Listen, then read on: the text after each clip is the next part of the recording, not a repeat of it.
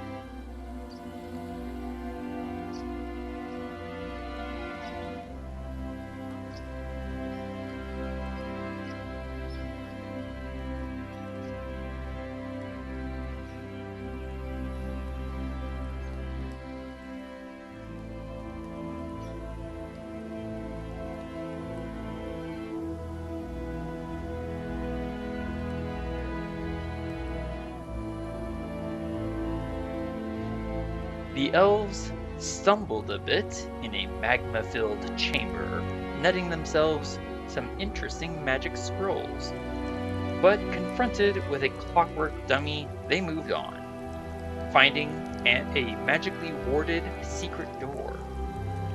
Now they find themselves fighting Runs Like Water, the goblin mage who has orchestrated curses and attacks on Crusovian tribes and his powerful allies. Now let's get into it. Welcome back to the Land of the Hunter. It is currently 11 in the morning on the 77th day of our campaign. The elves are in the middle of a fight, struggling against exhaustion, wounds, and weariness. This will be our last gameplay session for about a month while I handle some real-world matters. So let's get going on this. We are currently in a chamber that is 40 feet tall. The air is comparatively cool and dry, but thick with the scent of sweat-filled animal fur and old hay. Excuse me. Adrian, you have stowed your scimitar, and you are maintaining your concentration on fly. You're 20 feet up in this 40-foot tall chamber. Can I zoom out here a little bit?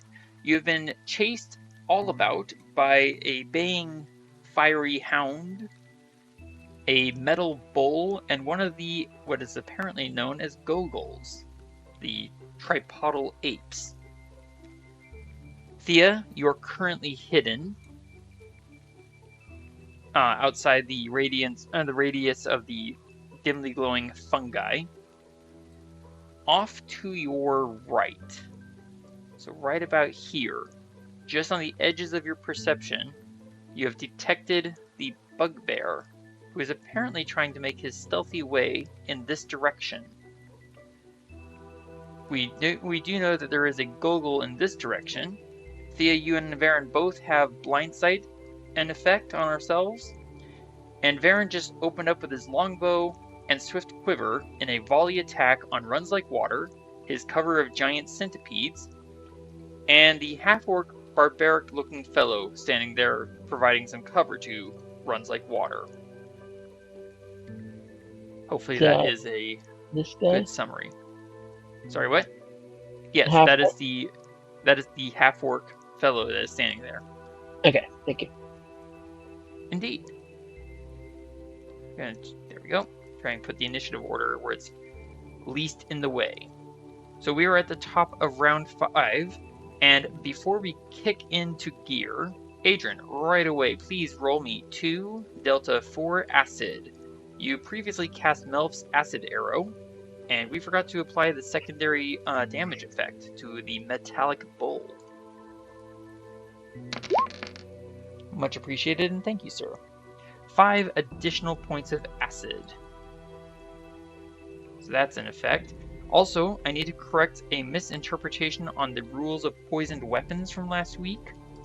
Once poison is applied and that weapon hits a target, the poison is nullified. So Varen should not have taken the extra 12 points of damage from the poison. So he's going to get that back to him. And I have adjusted the character sheet so that poison damage will not apply unless, of course, he applies more poison to his weapon. With all that done, Adrian, the fiery hound, is chasing you. Would you please roll me 1d6, 1 delta 6?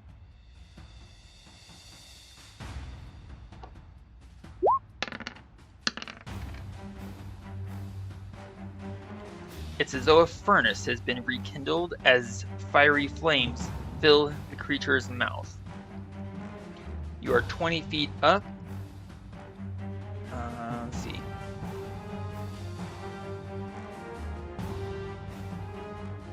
Nope, that guy is on the ground. Still me. Alright, Adrian, please give me a dexterity saving throw as a roar of fire comes cascading up at you.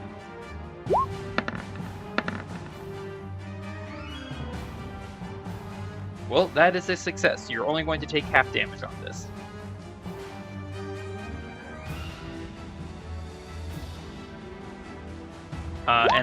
Once the damage is applied, please give me a Constitution saving throw at advantage. Oh my. 25 cut in 2 because you dodged. You're going to take 12 points of damage from that. And thank you for your con save. You maintain concentration and continue flying. The Hellhound stares up at you nonplussed at the fact that you are still out of reach of his fangs.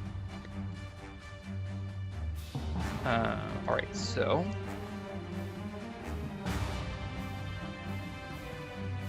Unfortunately for this fellow, you are 20 feet up in the air, and he has no rocks to throw.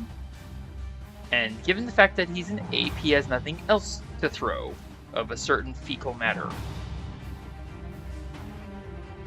And your eyes are closed, so he can't get you with his psychic resonance.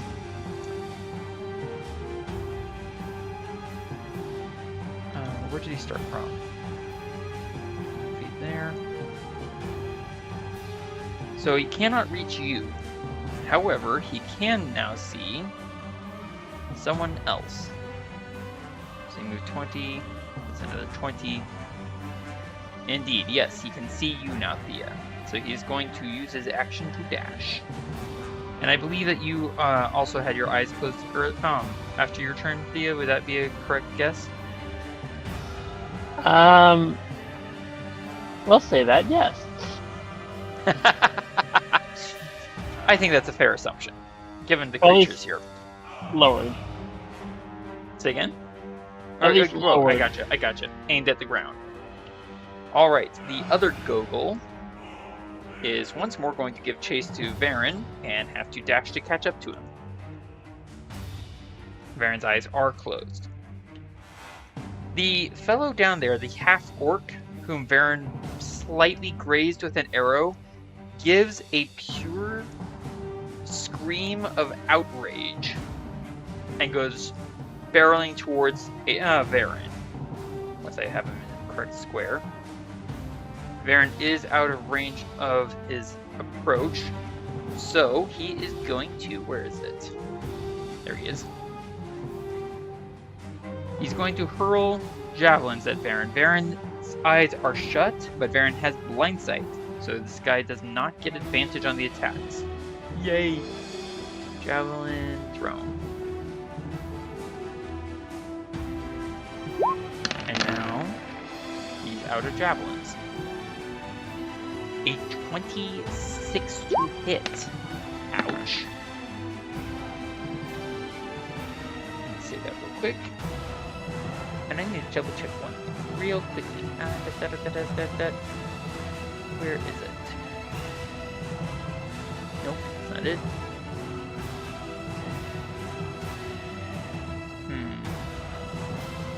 Pardon me whilst I check a magic item.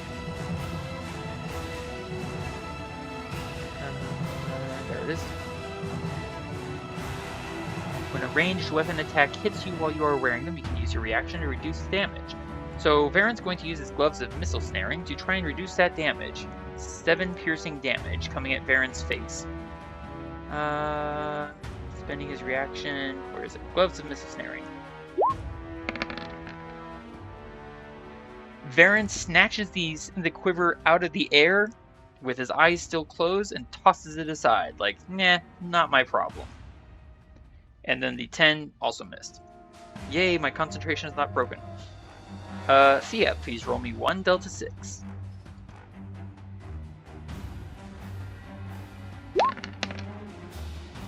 Okay.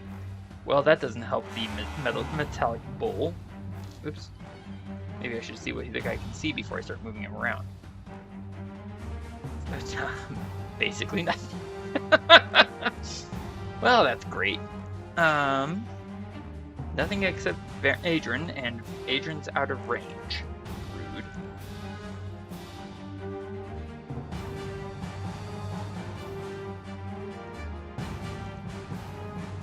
So it comes trampling up to there, but is not aware of Thea's position. Speaking of Thea, it's your turn. So I just sort of like something real quick. I am going to bonus action disengage. That seems reasonable. I'm running down here.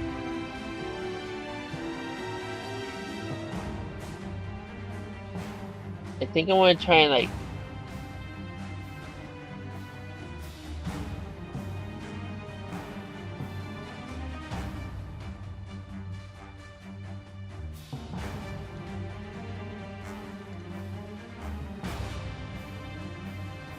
come here.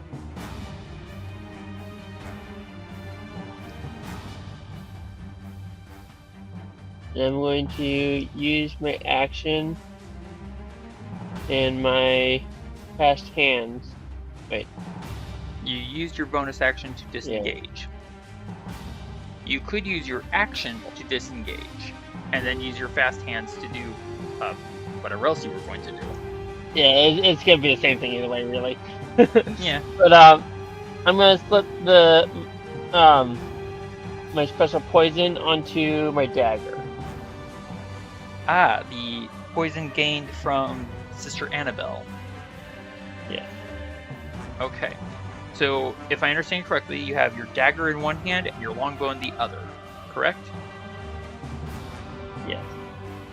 Do you close your eyes? Did I interaction store my longbow? You would have to use an interaction to pull your dagger out, so no. That makes sense.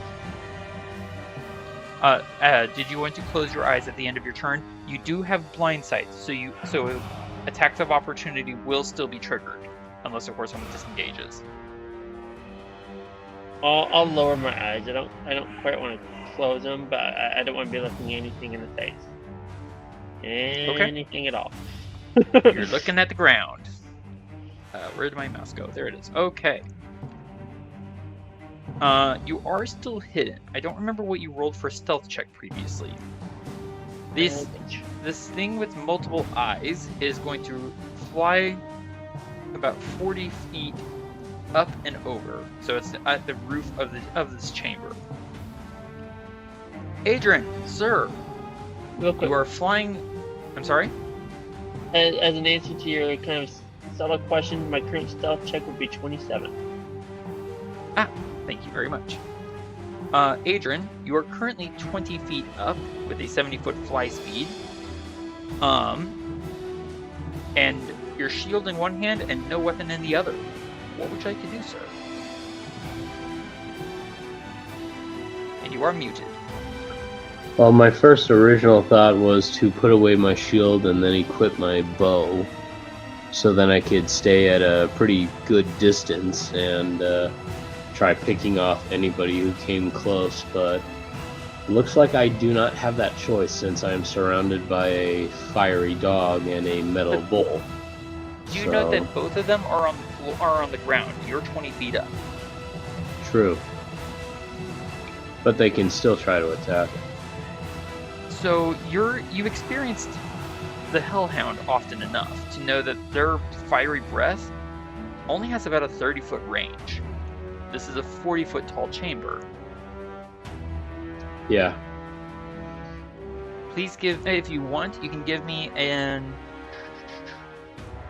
quickly give me an intelligence check to see if you can ascertain the range of the metal bowl's petrifying breath.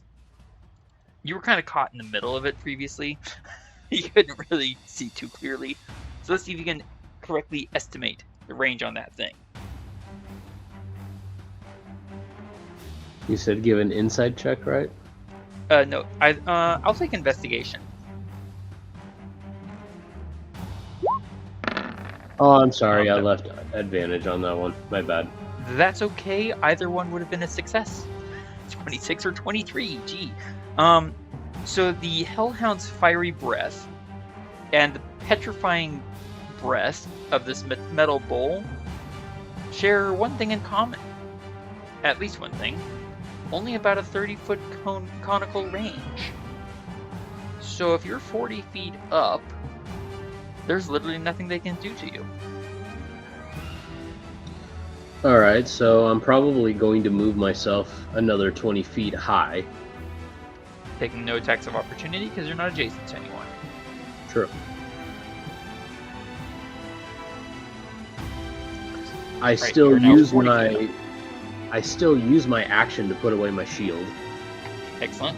Which I know that's kind of risky, but let's see. Putting away my shield. And then I'm using my interaction to equip my bow. Excellent. And I think I'll remain here. Just because, I feel like I'm really quite well out of reach from Runs Like Water and his spell casting, charming, whatever things. So, I'm just going to remain here and wait for my next turn. Alrighty then. And you have your longbow in hand. Because I don't think I have any other bonuses that I could possibly use at this moment. I don't think so. Nope. But at least I'm out of range for the guys below me, and I'm going to equip myself with my bow and, I don't know, send something very shocking his direction. I'm excited to find out what that may be. Although I think I have a guess. Alright, do you avert your eyes, close your eyes? Oh, yes, I close my eyes, even though I don't have my shield with me. Alright. The three remaining giant centipedes down there disappear. Or rather, they shrink and scurry into the mass of swarming centipedes right there. That's unsettling. Oh, quite. Runs Like Water. Well, let's see here. Where is he? Here we go. Cannot see anyone other than Varen too well, actually. So let's put him here to start. There we go.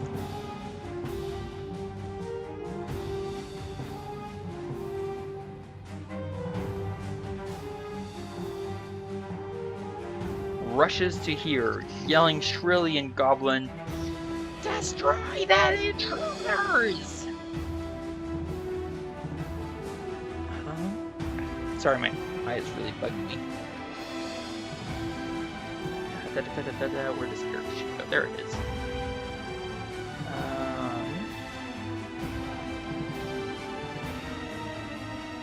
Found it.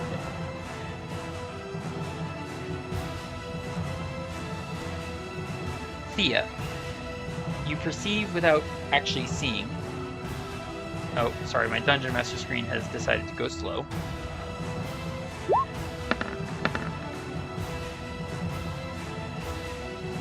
Okay, that's a 7.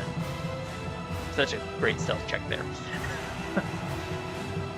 This hairy fellow who tried to ambush us from a ledge on the wall is not aware of you, but is making a definite beeline for that desk over there. He is going to leave your immediate range, and you have a melee weapon in hand. You can use your reaction to take an attack of opportunity with advantage.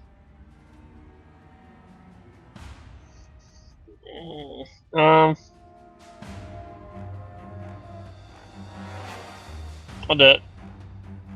Alright. I'll poke at him. Alright, give me the poke. And also remember that with a melee weapon, you cannot do this with range, but with a melee weapon, if you hit, you can choose to make it a non-lethal blow. Yeah.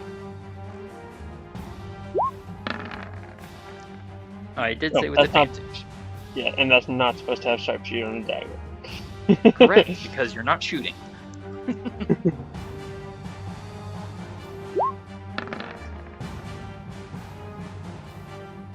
Let's see, 21 is going to hit.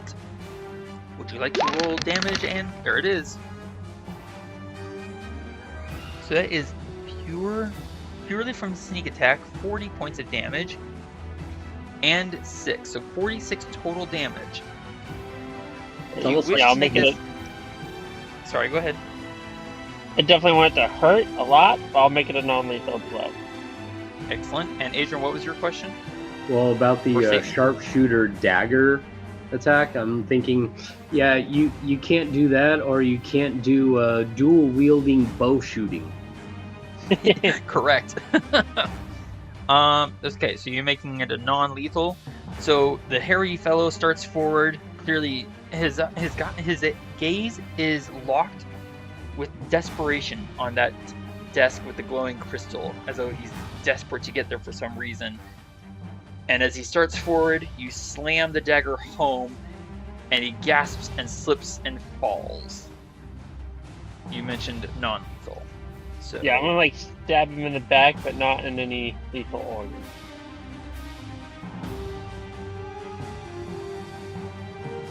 He does seem to have stopped breathing, but you know that use that poisonous dagger. The specific poison. I know words. I know I walked a little bit, but what happened to Runs Like Water? Is he gone?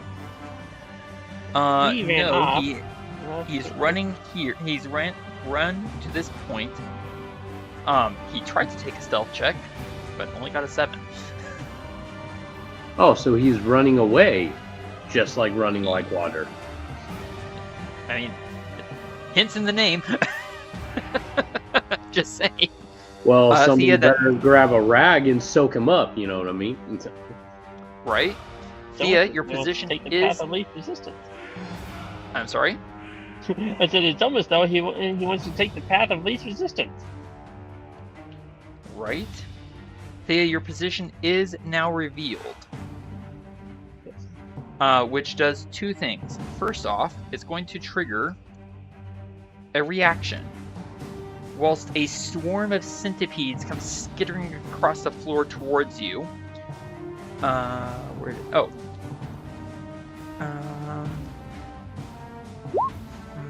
measure. Yeah, hello there. Yes, you are within range. Okay. Thea, please give me a Constitution saving throw. As the multi-tentacled ovoidal shape up there locks one of its eye stalks on you. 14. Congratulations, you are not paralyzed. Woohoo! A bit of good news. Alright. Varen, realizing that he has come to the unfortunate attention of multiple nasty fellows, is going to... Well, you know, our unpleasant host is right there. Baron's going to use an action to disengage.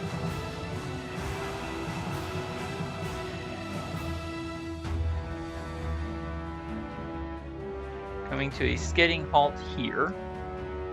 And then with his bonus action, an arrow appears in his hand, and he's going to take a shot at Runs Like Water's back. Varen was not hidden. Oh, wait, I'm not using an arrow because... Oh, sorry, I left it on disadvantage for ability checks. Doesn't make a difference. Either of those shots would hit. The arrow slaps into the back of Runs Like Water and hits the wall on the far side. Varen stares for a moment.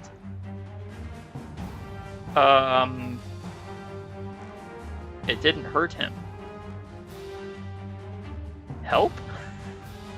And then Varen will follow that up with another attack roll, but this time at this unpleasant-looking half-orc who's very upset with Varen. Ooh, that guy, and that guy does happen to be wounded. Where is it? So if I hit Colossus Slayer, and yeah, I'm going to use Sharpshooter. Let's see if this hits.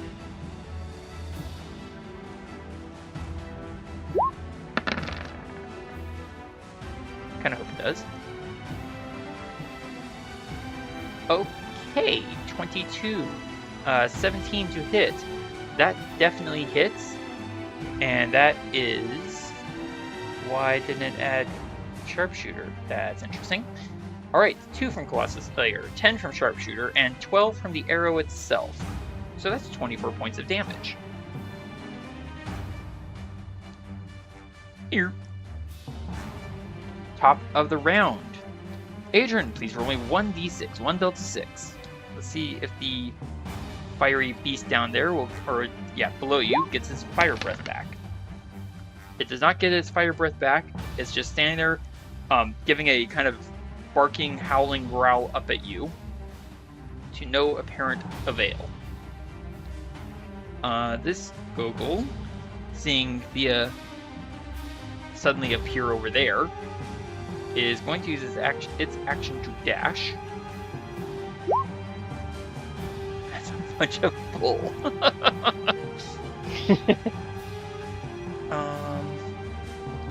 You know what? Thea's a lot closer to this guy than Varen is, so...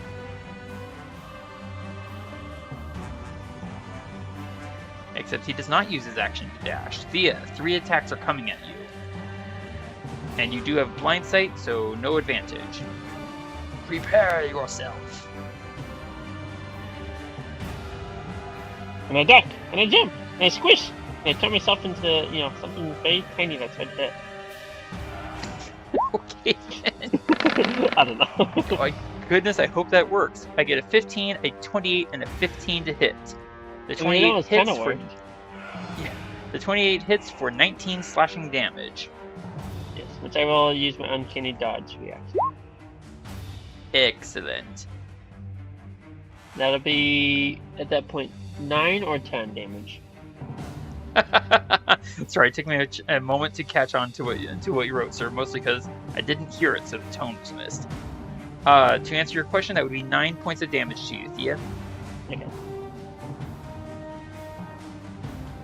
Alright. The wounded barbaric half-orc screams in rage, no longer armed, with javelins at least, and is going to take an action to dash. Thea, please roll me 1 delta 6.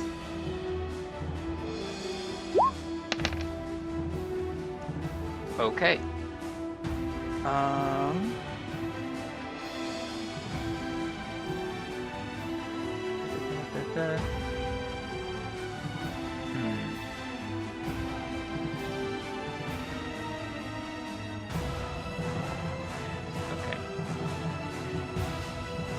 Right, I should probably know the movement speed.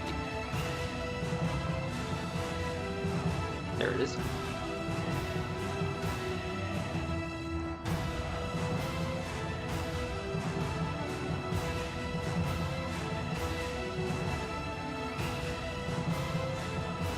The metal bull moves up and then turns and comes charging at Varen, giving... Where is it? A gore attack with its horns. And because Varen has blind sight, no advantage. Yay! An 18, Varen sees it. Varen senses it coming, and twists and slides right between the horns before the thing crashes into him, barely dodging a hit.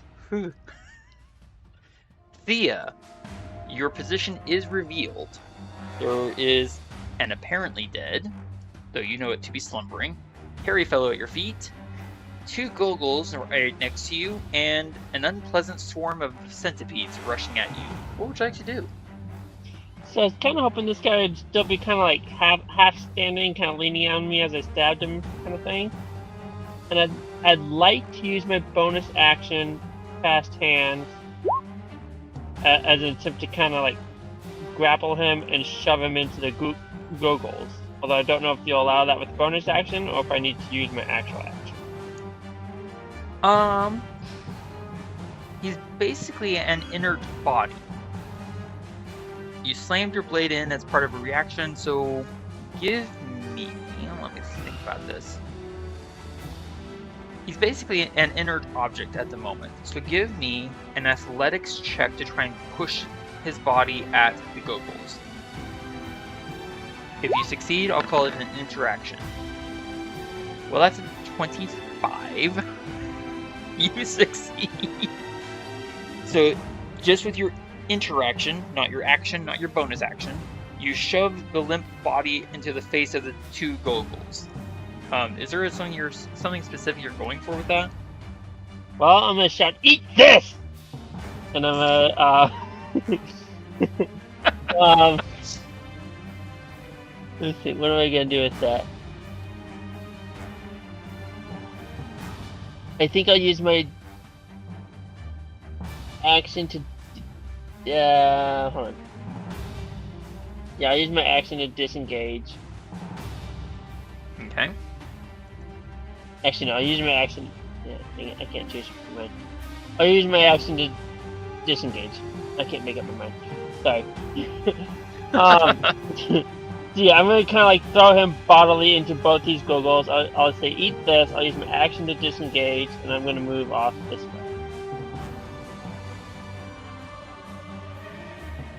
What is this ground over here on my lower left where it kind of turns yellow? That would be hay.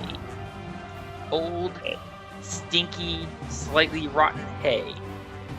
Over here to your southeast is a bubbling pool of magma. For horse hay, it's for horses.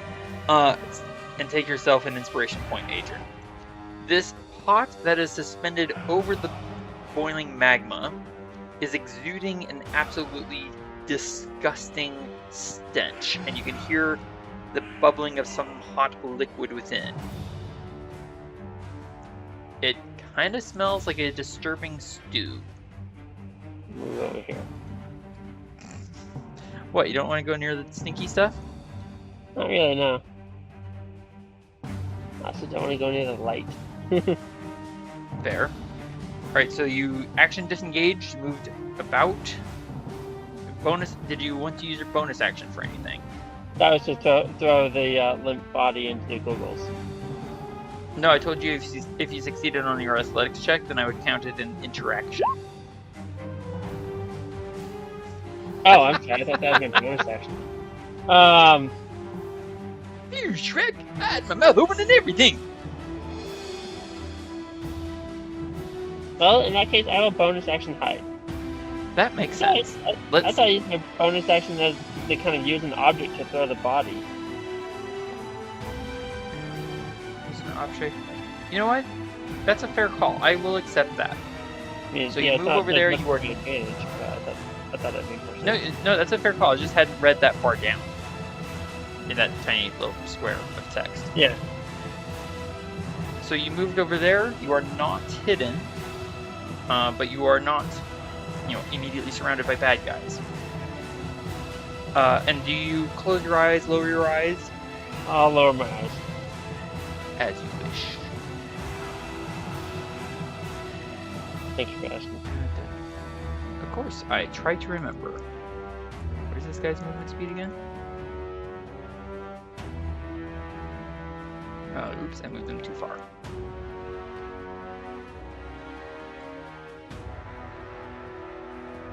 Let's correct that. To there. There we go. That ovoidal shape comes towards you. Its eye stalks wavering all about. Let's see. Thea, please give me 1 wisdom save and 1 constitution save.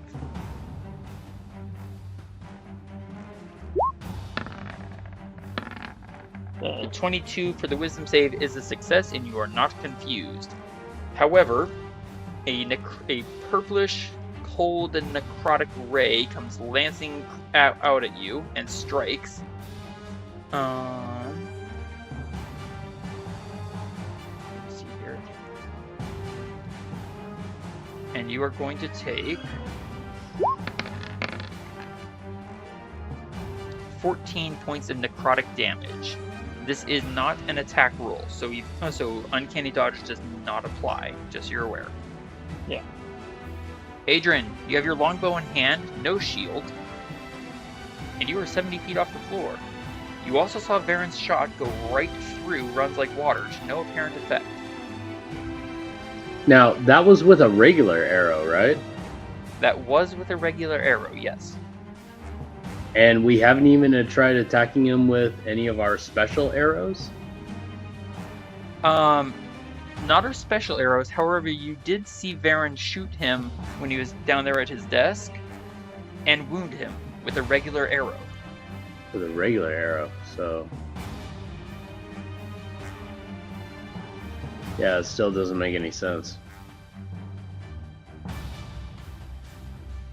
But I'll definitely try shooting at him with a lightning arrow, because I really want to. That makes sense. Give me the attack roll, sir. Alright, here we go. No, that's lightning bolt. Lightning arrow, there we go. There you go. That's a beautiful shot. The crackling bolt of an arrow goes lancing brilliantly out, slamming through the neck and shoulder of Runs Like Water, and into the floor at his feet, to no apparent effect. That's not the real him, that's an image. That's minor illusion, isn't it? Give me an Arcana check. Using my inspiration points so then I can get advantage roll on that. That sounds fair. And what was that, Thea? I was going to ask, does he say that out loud?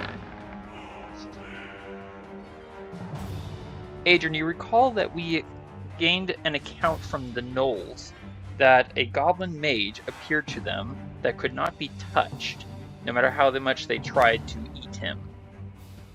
And you're aware that illusion magic does exist. You're not terribly familiar with all illusion magic, but this does seem to be some form of illusion. This would be something far more advanced than something like minor illusion, but you're in the right ballpark. So this is an illusion of sorts. Indeed. So where is the actual Runs Like Water? That's something that you would have to try and find. Oh gosh. Oh, I wish I had something that could detect him or detect someone, but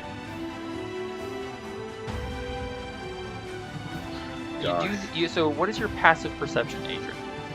I want to say 16. Let me check. Yeah, 16. So you don't see anything. But was that a bit of sound somewhere to your southwest?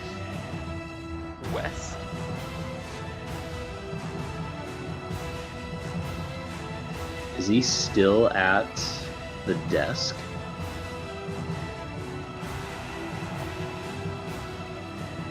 hard to say. You have 2 attacks remaining. What would you like to do, Adrian? I want to shoot directly at the desk, although would you count that as like a disadvantage shot because I'm shooting at absolutely nothing? Please choose a spot to shoot at. And since you're trying to shoot an unseen target, it will be a disadvantage. Is that right above the stool, right there next to the crystal? Yeah.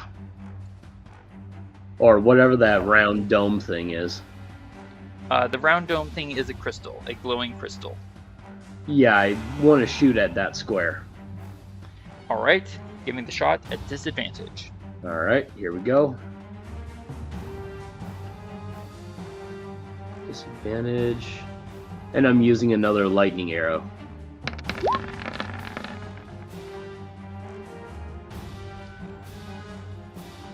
The bolt slams into the desk, leaving a massive crack, but no bleeding target. Huh. But you did effectively shoot like right over Varen's head with a lightning arrow. So Varen's kind of like, wait, what? Illusion? And saw where you shot. So that might be something in your sleeve, or up your sleeve. And My anything last else you want shot? to do with your? Yes, your last shot. Wants to go right here at this square. Send it to me one more time, please. I missed it. This one, just at the edge of the darkness. This one? Yep. Okay. Again, at disadvantage, take the shot. Disadvantage taking the shot. Ooh. What happened there? Well, that's a crit, Gosh, I with crit. disadvantage. How did I crit at a disadvantage? You got me. I don't know. 33 to hit with a crit. Okay, jeez, fine. That's a heck of a roll.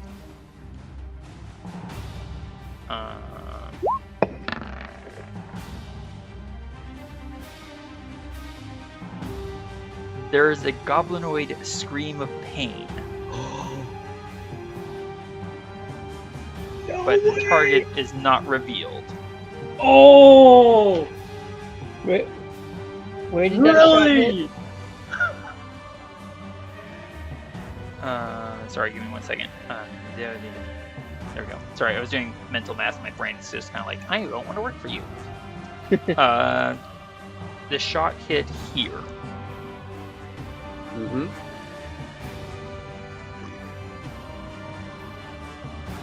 This square. Yep, thank you. I was thinking like, Adrian? that could have been one of 2 different squares, but I figured it was unfair of me to keep asking. No worries. Adrian, you have you still have movement.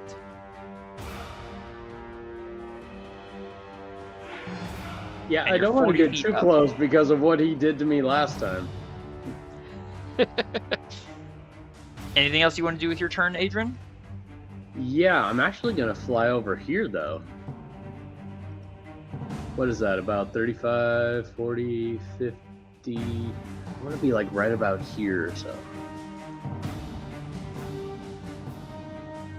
Okay, and you're maintaining your 40-foot altitude? Yes. Okay. Real quick, are you able to move that text right there? Can you grab it and move it with your mouse? That's a negative. Okay, duly noted. All right. The apparent illusion of runs like water looks up at you, spitting in fury, and is just kind of like, "How dare you, you pathetic, whatever you are!"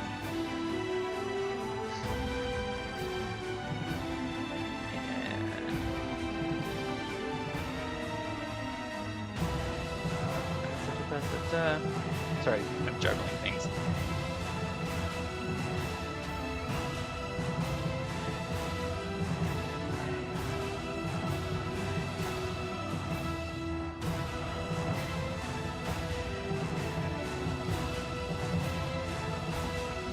And there we go. Okay, so this guy is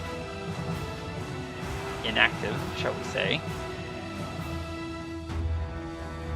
The swarm of centipedes, Thea.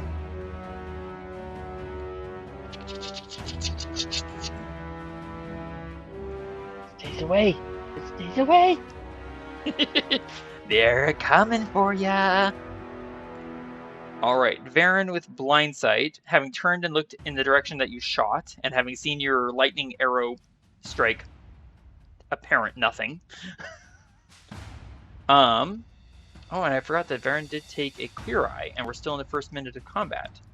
That's something I should have kept in mind earlier. My bad.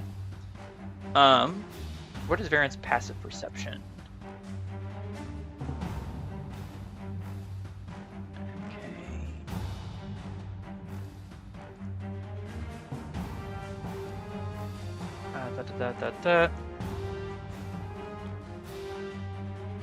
Varen turns and is going to take a shot. Advantage and disadvantage meet and to cancel out. So this is going to be at normal. And this is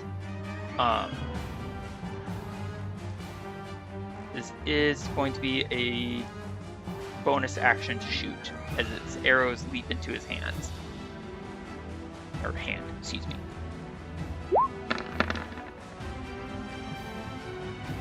I crit. And I'm shooting at a wounded target.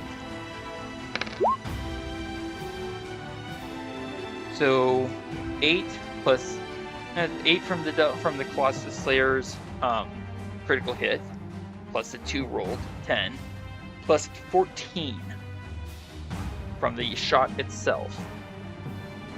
24 damage. The illusion of runs like water disappears as the true runs like water appears, having moved over here.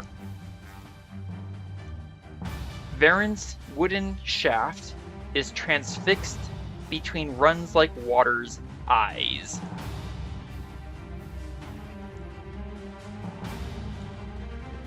Not quite a bullseye, but pretty close.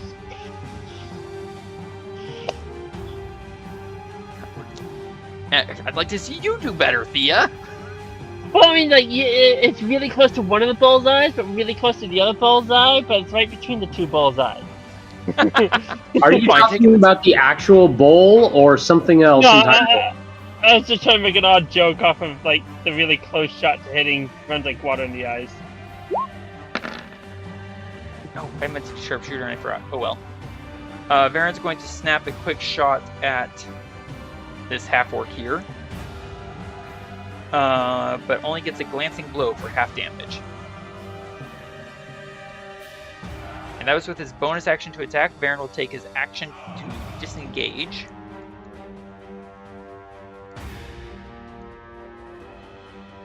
Well, that's not nearly as far as he hoped it would be. So wait, so how much of runs like water did you actually hit? Like, halfway kill him, or what? Well, I shot his brain with an arrow. So your best guess. So, runs like water is now brain splat on wall? Yes. Gotcha. Alright, so that was his bonus action to shoot, action to disengage, triggering no attacks of opportunity. Top of the round, Adrian, please roll me one delta 6. To killing runs like water. You're welcome, because I shot at him. Thank you! Baron yells as he goes right past me. What was that, Thea? Sorry, I interrupted. But I was saying, that made me laugh enough for an inspiration point. Why, thank you. I'm glad that my tongue twisting could have used.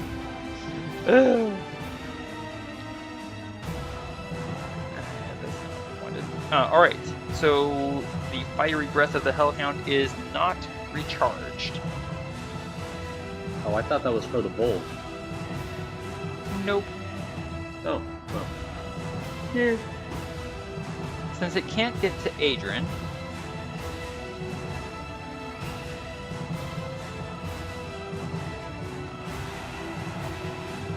it dashes up towards Varen. Alright, and Thea, you are not hidden. So let's see here. But your eyes You are said that? averted. Yeah, these things have true sight. Yeah. Oh, actually, you know what? You would have thrown the hairless body into one of them. Okay. Both of them. Well, yeah, but it's only one body. Yeah. I mean, technically, whatever. Anyways, this guy is basically shoving the body of the hairless fellow into the kind of like get out of my way, kind of a shove, like into the face of the other Gogol, and uses its action to dash up to you, Thea. The other Gogol, seeing a bulk come flying at its face, well, it reacts in an animalistic nature.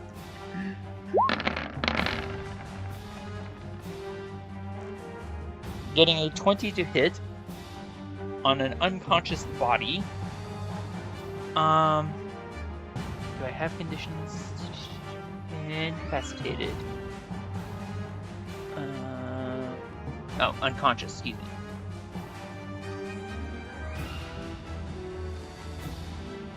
So here's a fun little bit of information.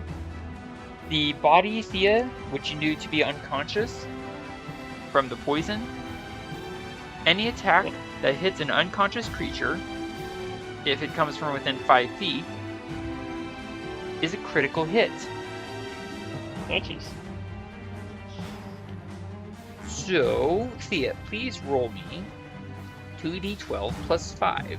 Or, sorry, 2d12. Just 2d12. 2 delta 12.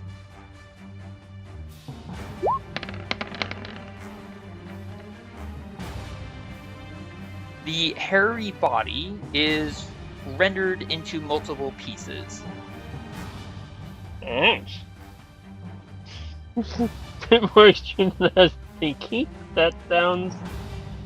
Well, multiple pieces doesn't actually mean a lot. Just maybe the head came off. It is now a very dead, hairless creature. Oh, darn. You're so disappointed. And it cannot use its action to dash.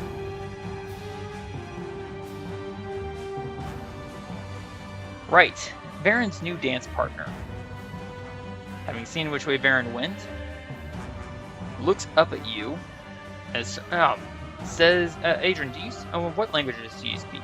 Can you put the languages in the chat, please?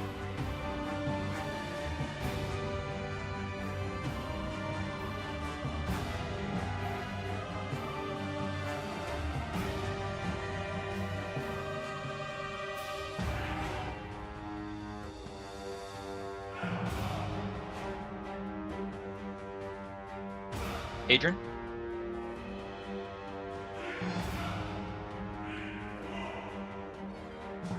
You are muted, sir. Sorry, I stepped away for a moment. Okay. No worries. I'll take care of this for you. You speak Common, Elvish, and Goblin. As the half-orc figure passes beneath you, Adrian, Yeah. running up at Varen, he says up at you in Goblin, "No matter what you do, the Chrysovian tribes will fall." And he uses his action to dash up towards Varen and can't really do anything else. Thea, please roll me 1 delta 6.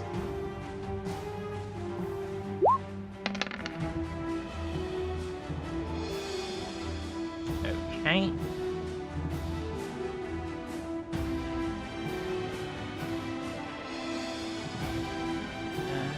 And gets to, let's see, it's gonna dash. Not that close. To there. So Varen's kind of a little surrounded right now. Thea, it is your turn. What would you like to do? I'm gonna take a bit of a risk. I'm gonna bonus action dash. Okay. I'm gonna step away from this guy, trading an attack for opportunity. Which is coming right up.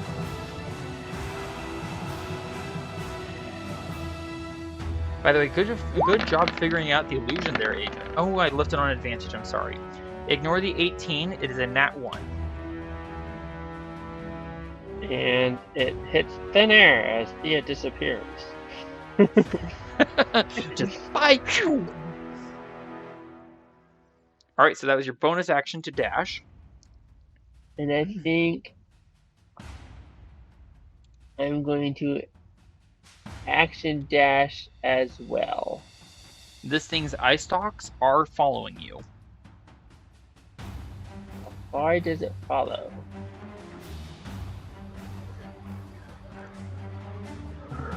Only because it doesn't want to lead. I already gave you an inspiration point. I can't give you another. Well, technically, I did use my inspiration point to get that really cool Arcana check. Ah, you are correct. Taking an inspiration point, sir. Thank you. You're welcome. I enjoy handing them out. I'm having a slight issue with my Dungeon Master screen. That's 2 for tonight. Alright, sorry. Again, I'm having a small issue with my Dungeon Master screen. It doesn't want to focus its sight very well. So I'm going to take a moment. Go ahead. Yeah, so Thea basically just bolted out of there, across the map, and interaction stored a dagger, but that'll be it for her turn. Duly noted. You are now very far away from where you started. Good grief.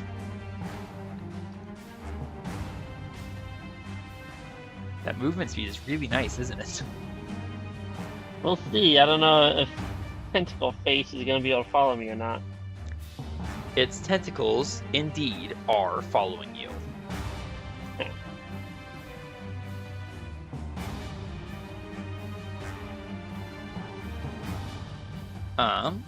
Alright. And it comes flying to here. Adrian, one of the tentacles suddenly swings to point up at you. And you can give me a Constitution saving throw, sir. Thea, a Wisdom saving throw, please.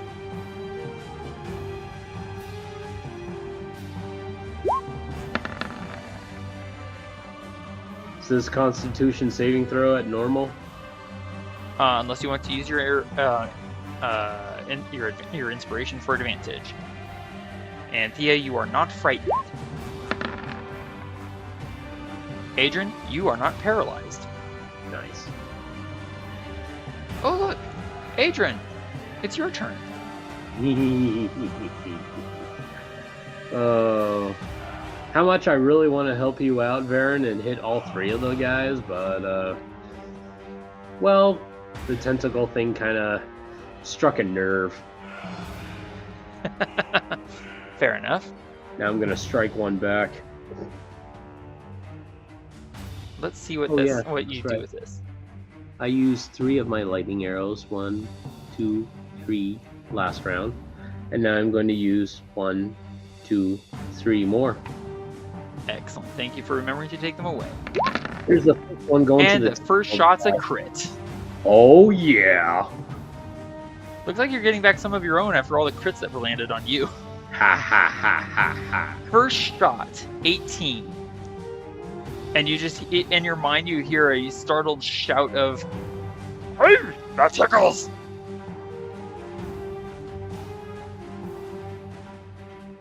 And that's half his life. Excuse me. I'm gonna use another arrow on the same target. I accept your decision. It's probably not gonna be a crit, but hopefully it still hits. Well, it's not a crit, but it does still hit for 13. Hey, cool. I'm happy about that. And this thing is spilling black. You're not sure what kind of fluid it is, but it's probably best that you don't know. And it's probably best that I stay 40 feet up.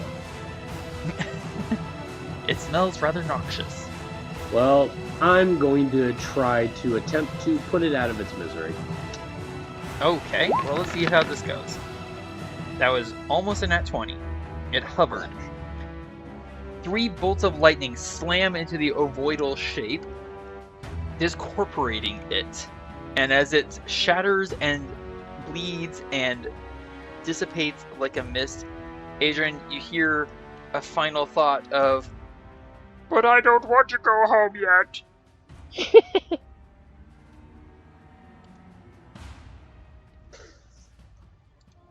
That was messy, but it had to be done.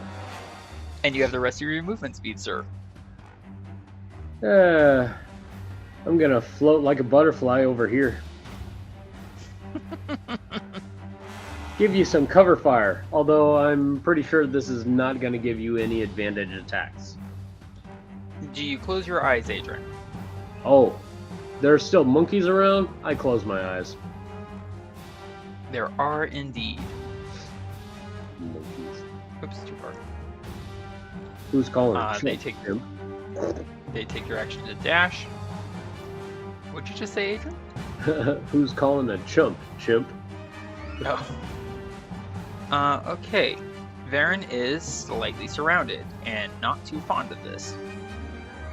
Let's see. Eeny, meeny, miny, mo. One is far more weakened than the other foes. I have, fortunately, Clear Eye, which is giving me advantage on attacks. If he hollers to and fro, knock him on the head, and then we go. You know what? Varen is going to... let me think here. Hit all 3, maybe? Or just 1? Varen's going to target the Hellhound. Why are things not coming up on my Dungeon Master screen? I need is armor class.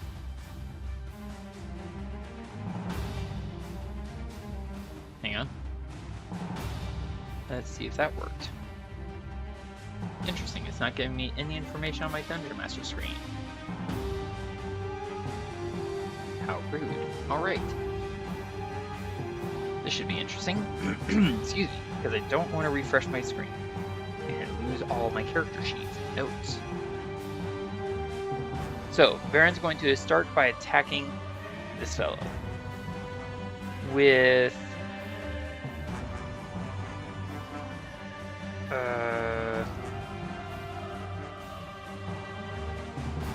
you know, I'm going to attack it with my action. So I'm going to attack it twice at normal. And I'm going to use Sharpshooter and Colossus Slayer if I hit. Oops. My bad. Okay, 23. I accidentally hit the button twice. 23 minus 5 is 18. That hits. And that is 5 from Colossus Slayer. And 10 from Sharpshooter. And 10. So it's a total of 25 with the first shot.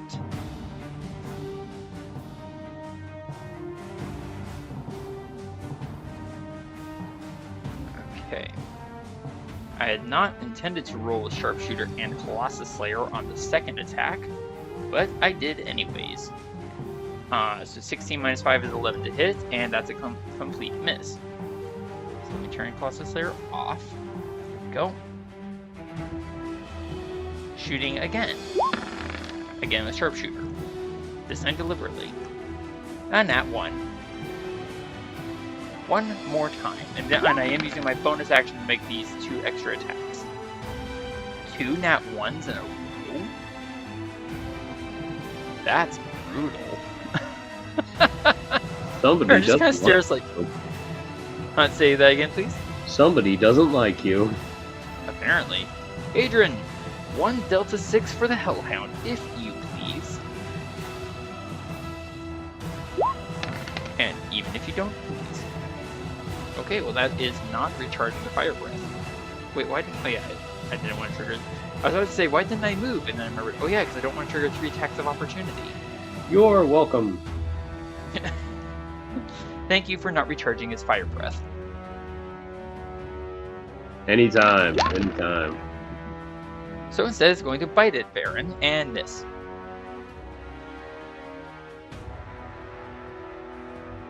And once I finish zooming out, That's got to be one spicy bite.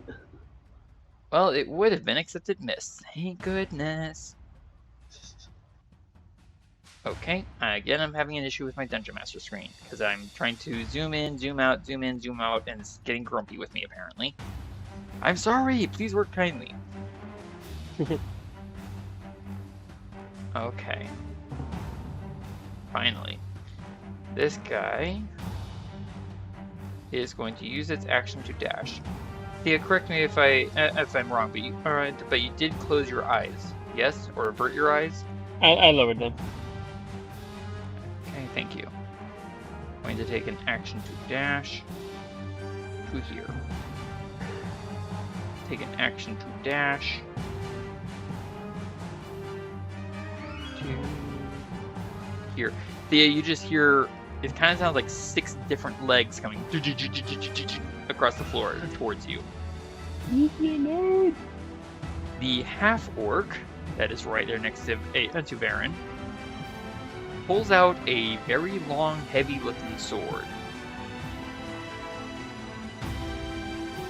and attacks Baron twice. The first attack is going to miss. The second is going to hit, and then he follows it up with the shield bash. The shield bash missing. Blech. Words. So let's see. That is going to hit Baron for 14 slashing, which he cannot dodge. But I will use my inspiration point for advantage on my con save.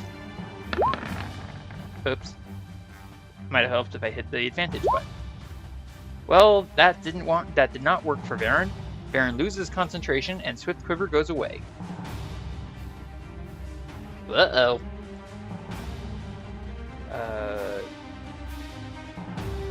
14 damage.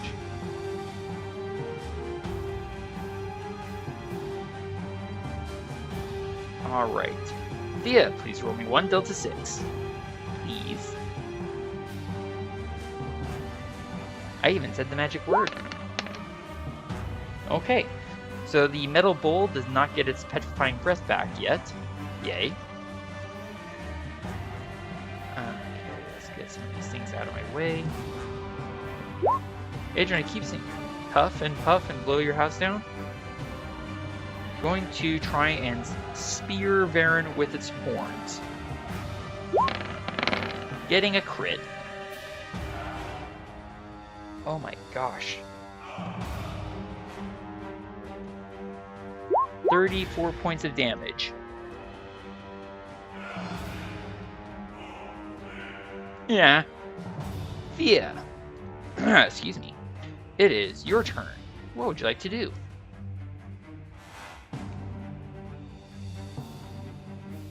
I think for the moment I'll move up here. And actually, I'm gonna move like a little bit short of that. Dang it. Come on. Did that wrong. Doing And Control bear in Z mind is supposed to put the character where it was last, right? I'm sorry? Control Z is supposed to put the character where they were last, correct? Try it out. I tried, it's not doing anything. Okay. And I'm pretty sure if I try on my end, it'll undo the someone else since I did not move Thea. Okay, don't worry about it. I just try to move about 30 feet. I might have messed up a little bit on my measurement, but my attempt is to move about 30 feet to where I'm kind of able to see this cluster of mess going on up here. Okay. And I'm Alright, so you are not hidden, but he is standing in a bit of illumination. That half-orc there, let me check and see if you're within his sight range. You are in his range of sight, so your attack is at normal, but I am within 5 feet. So if you hit, you still get sneak attack. Is he like heavily armored? Give me a second. not much more heavily armored than Baron is. I'll take a bit of a risk. I mean, he does have a shield, but he's got leather armor, what looks like studded leather armor, and a shield. How's that? I'm taking a risk. Ooh. Well, that risk paid off. That hits. Good risk. Indeed.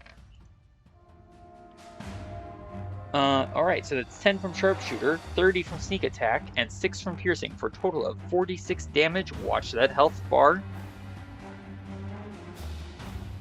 He lives!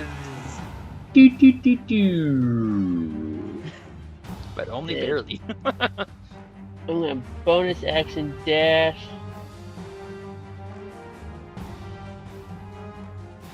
Definitely at 85. So you had 55 feet of movement. You intended to move 30. So so if you bonus action dash, you have a remaining movement of 80 feet.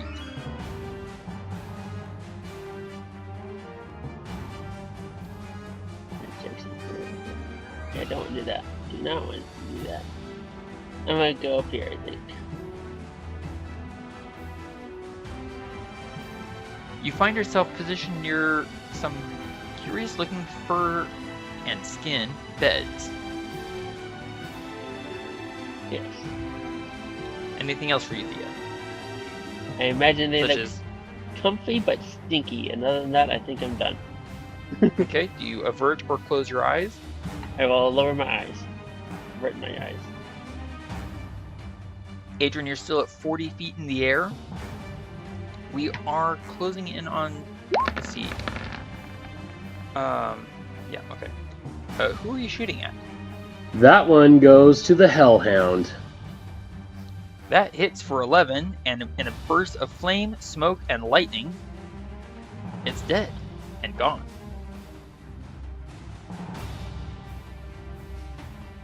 You have 2 more attacks, Adrian.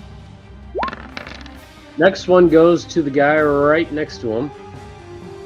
The half-orc, Yeah, the half-orc. that hits for 13.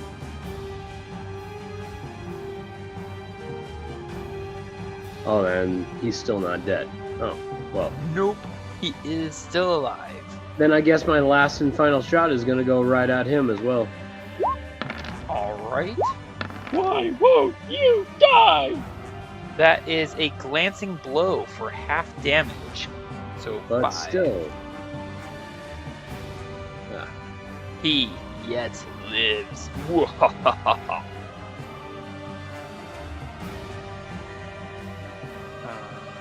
Alright.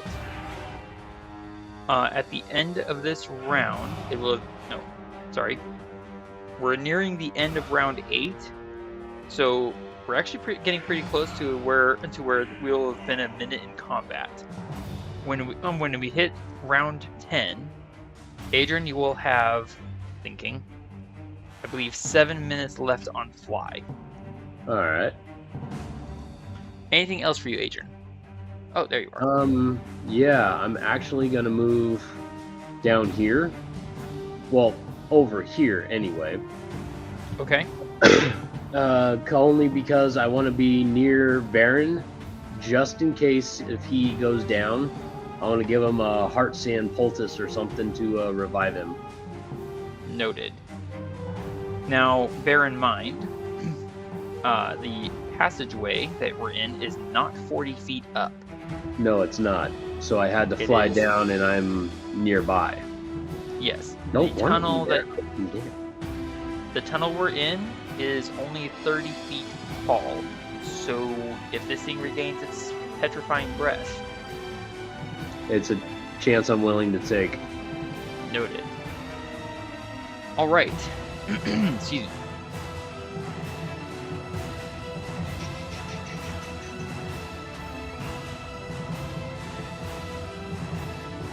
And you see, skittering and clicking and clattering across the floor, a swarm of centipedes. Where's my can of Raid? And I'd give it all back for a lousy can of Raid. That's a Lost in Space reference. Hold on. All right. Yeah. I've lost my concentration. That's painful. And I'm standing in a dark tunnel. And I also avert my eyes. Ah, thank you, sir. I'm feeling a little pained right now. And I've been lucky already once. So I'm going to use an action to use a hack and leaf brew.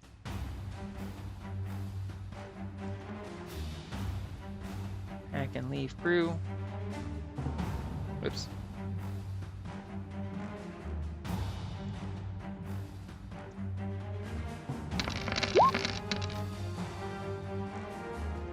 Gaining 25 hit points back. Yay!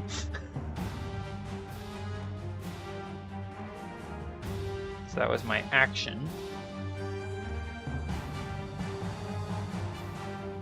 My bonus action. They treat darkness as dim light. I am standing in darkness. I'm just outside the range. Wait, am I? Let me check.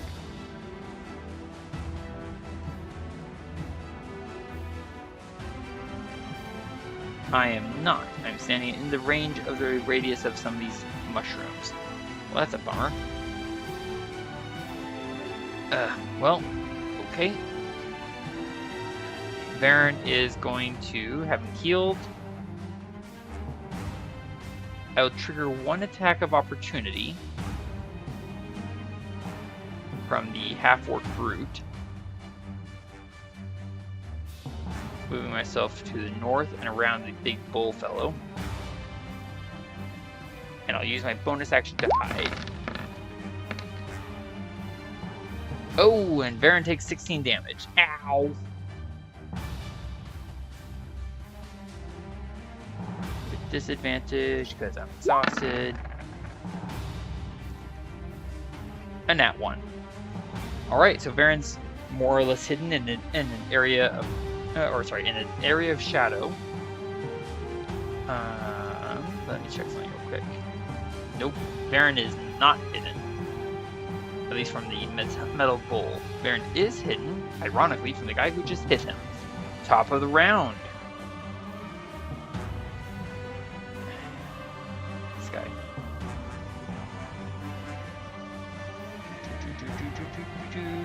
He's going to use an action to dash. Charge, basically.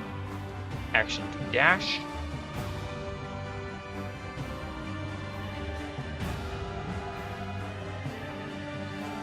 These tripodal apes are looking a little peevish. You could just stay away. There's that option. Since this guy doesn't know where Varen went, and I just moved a patch of mushrooms instead of the fellow. Oops. Since he doesn't know where Varen went, let's see. This half-orc moves up, basically directly underneath you, Adrian, and is going to make a high jump. So he leaps straight.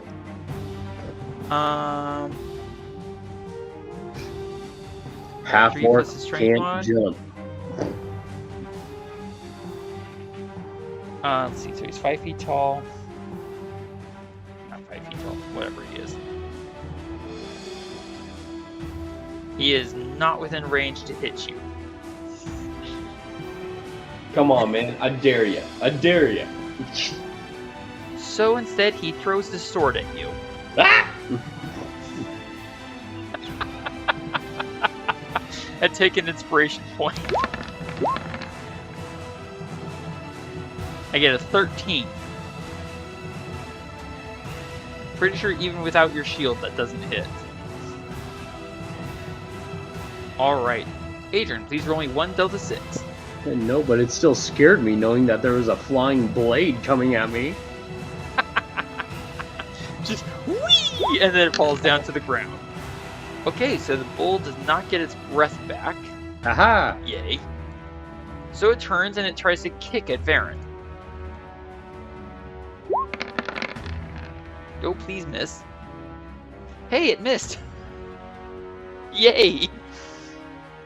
Thea, to you. And I'm gone. Do you?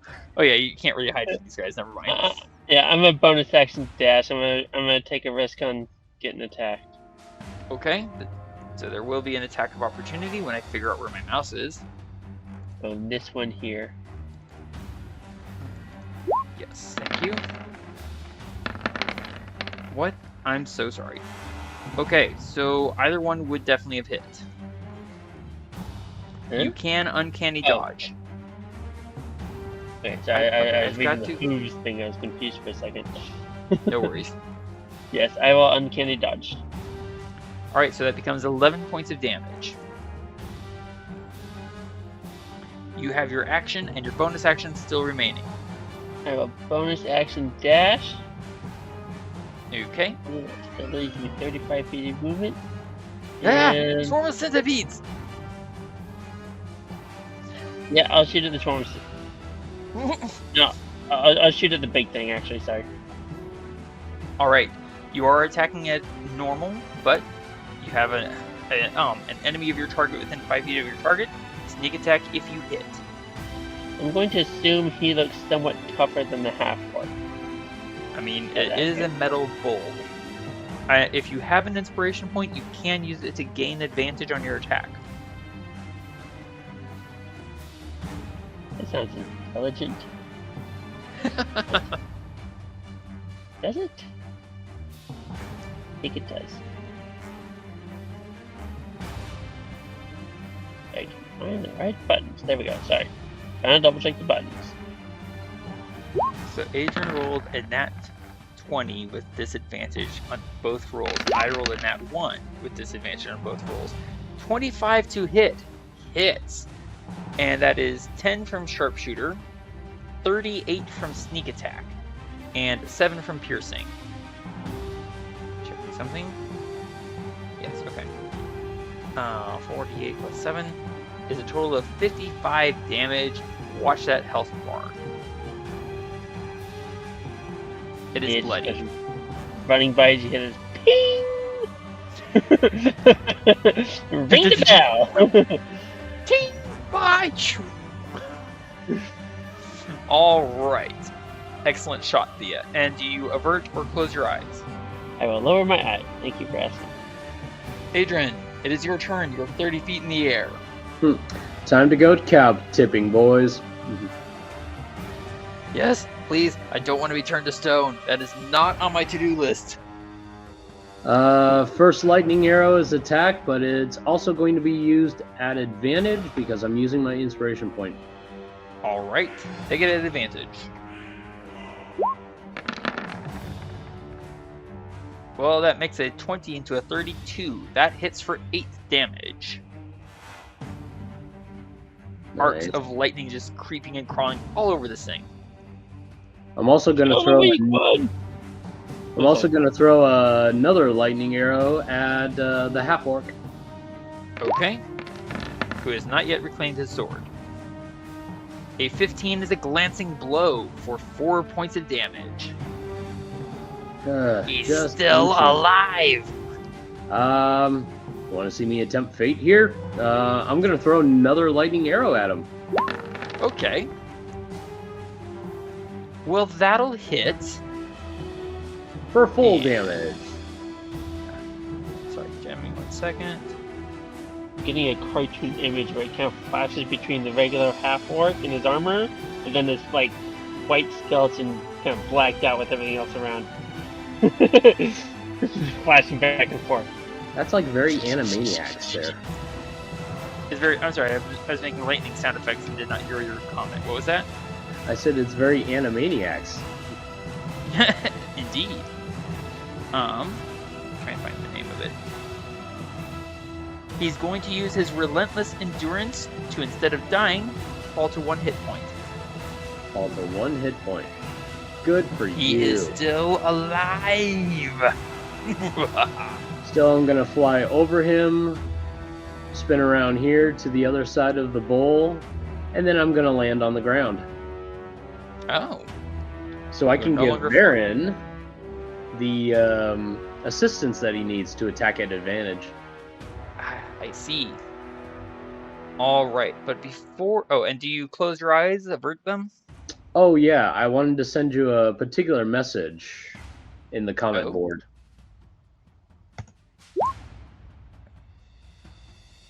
Inspiration is advice.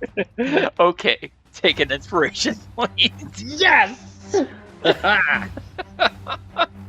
Took me a second to get that, but that's funny. Now, I will say... saved that one specifically. Now, I will say, Varen, for the moment, still has Clear Eye in effect. So he already has advantage on melee, on ranged, on dexterity-based attacks. Oh! No, man. Oh, Oh? I don't think I you took Clear Eye before. Yeah, I don't think I did. No. So Adrian, while I do appreciate the gesture, you don't actually have to land to give Varen advantage. Oh. Well, I didn't know you still had that in effect. I thought that one had gone already. No worries. Oh. Excuse me. It will end by the end of this round. Oh, well. Does that make there you sense? go. So do you still want to land or no? Yeah. Not at this time. I'll still remain 30 feet in the air. Okay, duly noted. I'm basically hugging the ceiling. Thea, they use their action to dash, and there are centipedes crawling all up and down your legs as they occupy your space. Loud.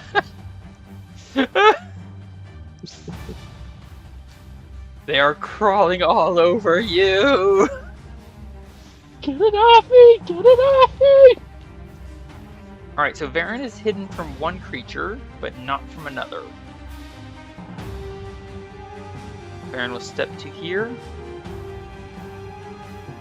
And very calmly, very coldly,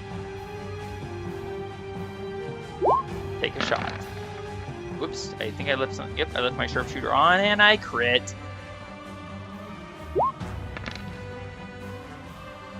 And I maxed on Colossus Slayer. Alright, so that's 16 from Colossus Slayer total. Plus 7 and 8, plus 10 from Sharpshooter. 41 points of damage. The interesting thing, Varen wasn't shooting at the half-orc. Varen shot at the metal bowl. And Varen's shot goes straight up its bellowing mouth. And Adrian, you see the arrow shatter through its neck on the other side.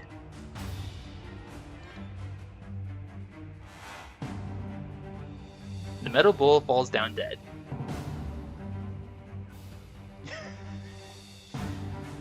And, let's see, since I'm no longer within 5 feet of an enemy, I actually have advantage on my next shot. So I will keep Sharpshooter on, Colossus Slayer is off, and I'll point my longbow at the foolish half-orc who's still alive. This button. I'll give you a 50-50 chance of shooting him dead. Well, that's 20 to hit, 7 from my arrow, and 10 from Sharpshooter. 17 damage. The arrow doesn't even slow down as it goes through him.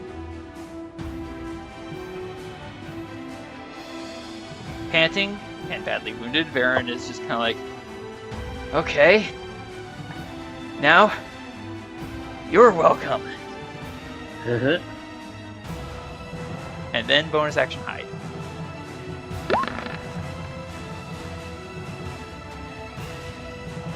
For 17.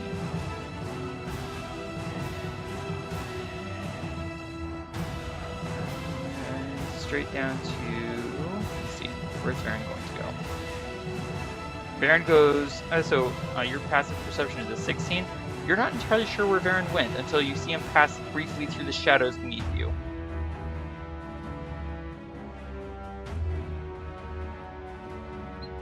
And I'm going to go to here. All right, top of the round.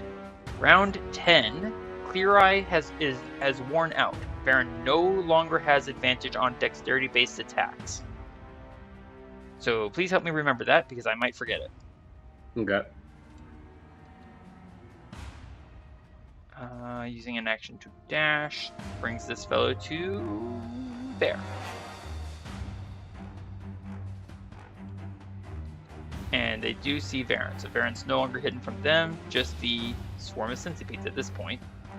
Thea, you've got centipedes crawling all over you. What would you like to do?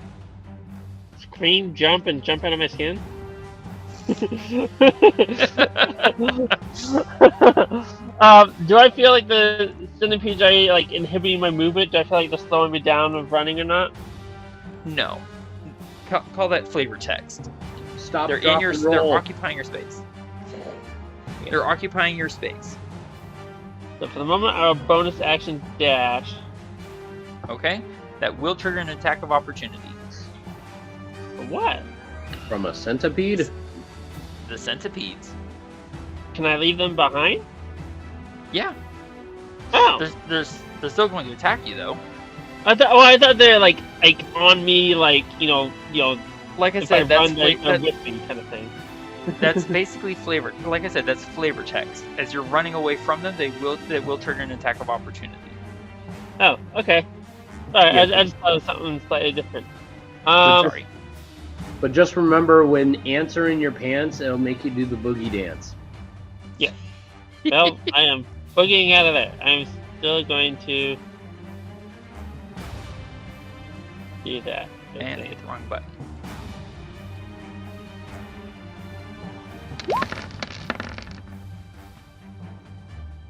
Okay, well, they don't bite you. They try to. You can feel their tiny little mandibles scraping across your leg armor. And where would you like to run to? Oops, wrong button. When I go over here, did I already said bonus action dash? I already did, didn't I? Yes. Okay. I'm a little bit back. Close back. I'm just gonna take a shot. I'm just gonna take a pot shot at them. At the centipedes? Yes. Alright. The shot's at normal and no sneak attack.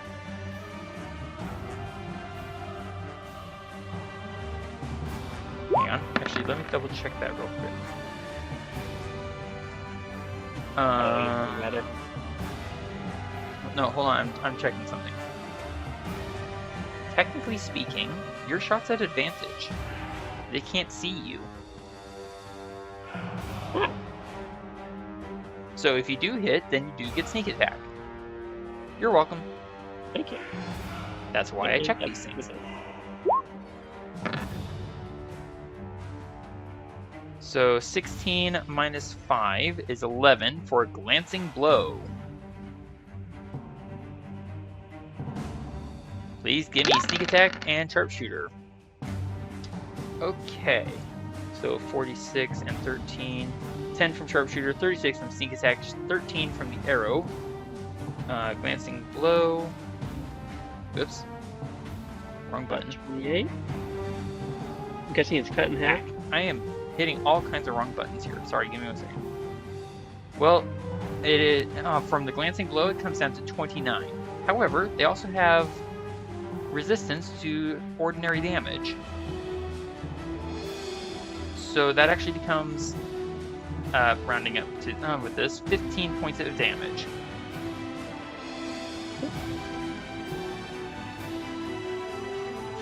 Anything else for you, Thea? I'm still moving. That's fair. You have 55 more feet to go. All right. Anything else for you, Thea? Closing your eyes, averting. Yeah, I'll avert my eyes. Excellent. Adrian, you are 30 feet in the air. Your longbow in hand. What would you like to do, sir? I was actually thinking about putting away my longbow and pulling out my sanguine nonetheless. Ah. Which, as you recall, you no longer need to spend a spell slot to activate. Yes, Just your bonus action. just my bonus action. So, bonus action activates. I think I want to stick with the lightning on this one. Really leaning into the Thunderlord aspect, I see. Well, being down in the caves and all that, I gotta have a little bit of illumination for my team. Shocking. I'm not giving either of you inspiration for those comments. That was a little painful. Just a little. However, I will put a light effect on you, sir. Okay. Just That's real fair. quick, you're still maintaining concentration on Fly. fly, yes? Okay. Yes. However, it's no longer a red light, as would be from fire. It's a brilliant white light. Somehow I managed to advance the initiative order past your turn, and I don't know how. Alright, so you've interaction stowed your longbow. Or am I wrong on that? No. You're not wrong. I did Okay. use my interaction to store my longbow. And then bonus action summoned Sanguine nonetheless and activated at the same time. So Yep. you still have movement and action. So, I move really close to this guy. So I'm basically like, what, a good 10 feet off? Okay, yeah, I can accept that. You're just kind of like hovering 10 feet up in the air. 10 feet up, and I'm just going to strike down with my sword on top of him. Okay. Here's there the you go, first 10 strike. feet up. Making sure it's still on normal. Here we go.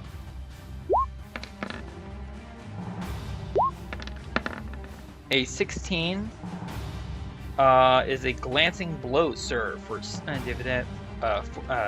damage. Math. 4 damage. Sheesh. Oh well. There you go. At least I got some type of damage on him. Indeed. Then I choose to stabby again. Stabby stab. Okay, well that's going to be a much firmer hit. This time for 12 lightning damage. I really got my arm on this one. I have no idea what you just said, Thea. I called out 4! Like when you hit the golf Oh, ball. gotcha. It's really low. I gotcha. If there's influence very well. No worries. And one more stab for you, Adrian. And Nice. using my inspiration point to attack with advantage. Let's see it. Oh my.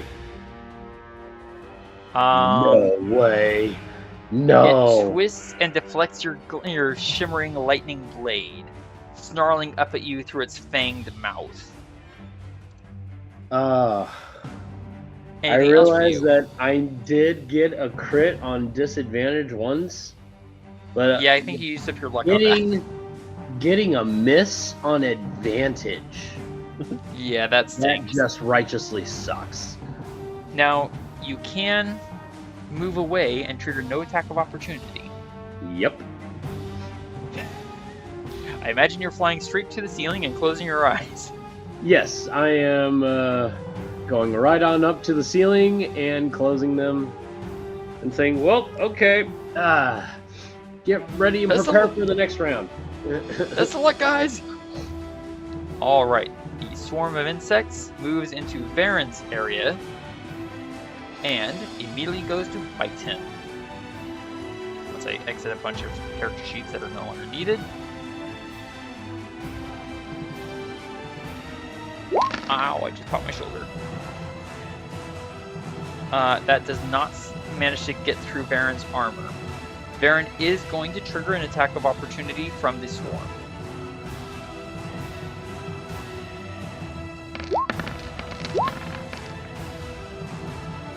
Which does nothing to him. Varen is going to, not quite going within melee distance of these googles, but definitely passing right in front of them so he gets their attention. Rushing to here, Varen spins around, points at the ground, and with a hiss says, "Watch your step." And now I gotta aim. I'm gonna actually put it somewhere. Varen also hears a voice coming from the very top of the cave. Ha Varen would put it there, so he's not actually in the radius, and you can almost hear Varen's vicious grin as he spends a 2nd level spell slot for spike growth. And that's as far as he's been able to move. Top of the round. So Adrian, you have roughly 7 minutes remaining on fly.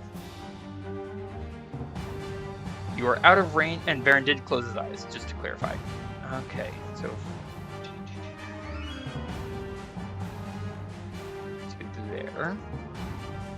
Adrian, that was 4 squares. Please roll me 8 Delta 4. I'm fly with that. Okay, fine. Take an inspiration point. At least it was a different sort of comment. 8 Delta 4, please, Adrian, if you please.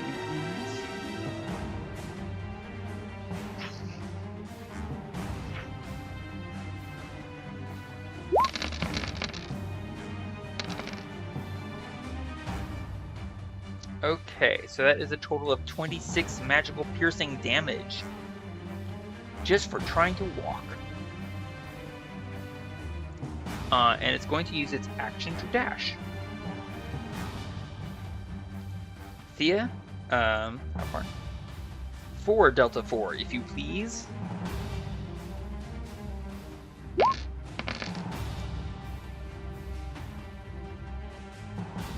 And takes another 12.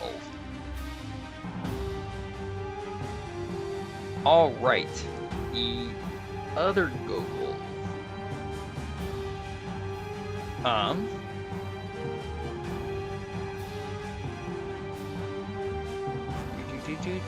Charge! Adrian, I'm not sure how you're rolling the dice that you're rolling. What's with all the parentheses and brackets? I'm not sure. I'm using the advanced roll dice so that I can, get more than just 6 dice roll.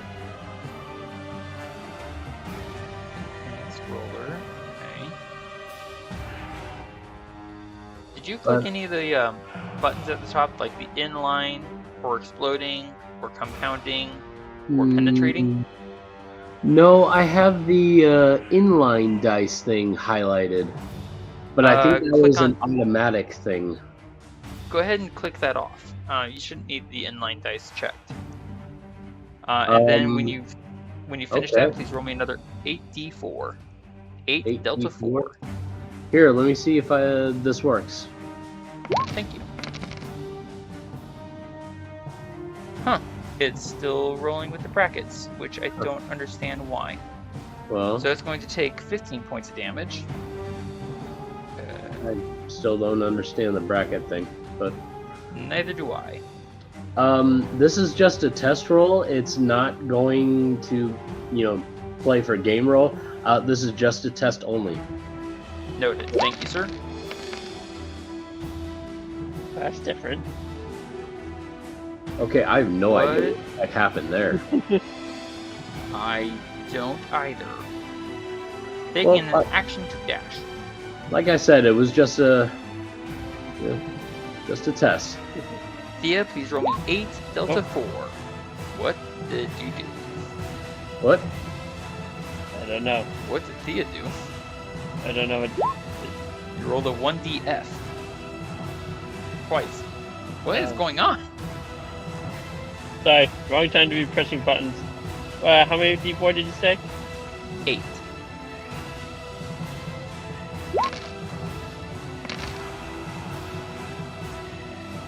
Well, that's very nice. 26 additional damage.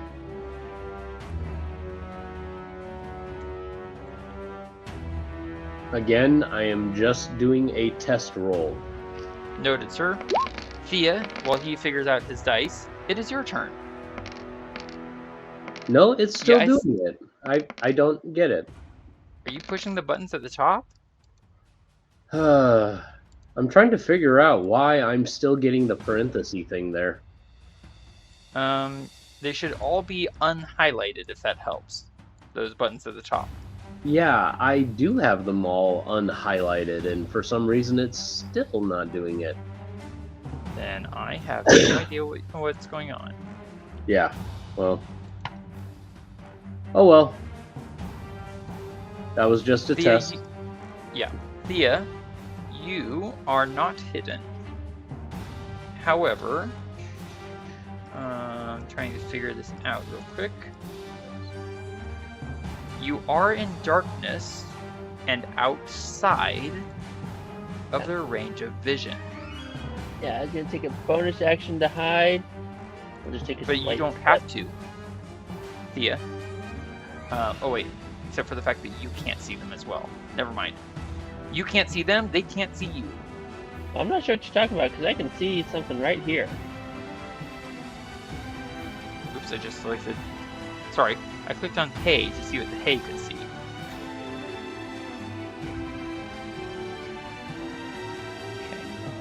That's for horses. Oh! It's because of Adrian's lightning blade. My bad. So without hiding, you already have advantage because they cannot see you, but you can see them. And I can see them too. I'm gonna whisper incoming.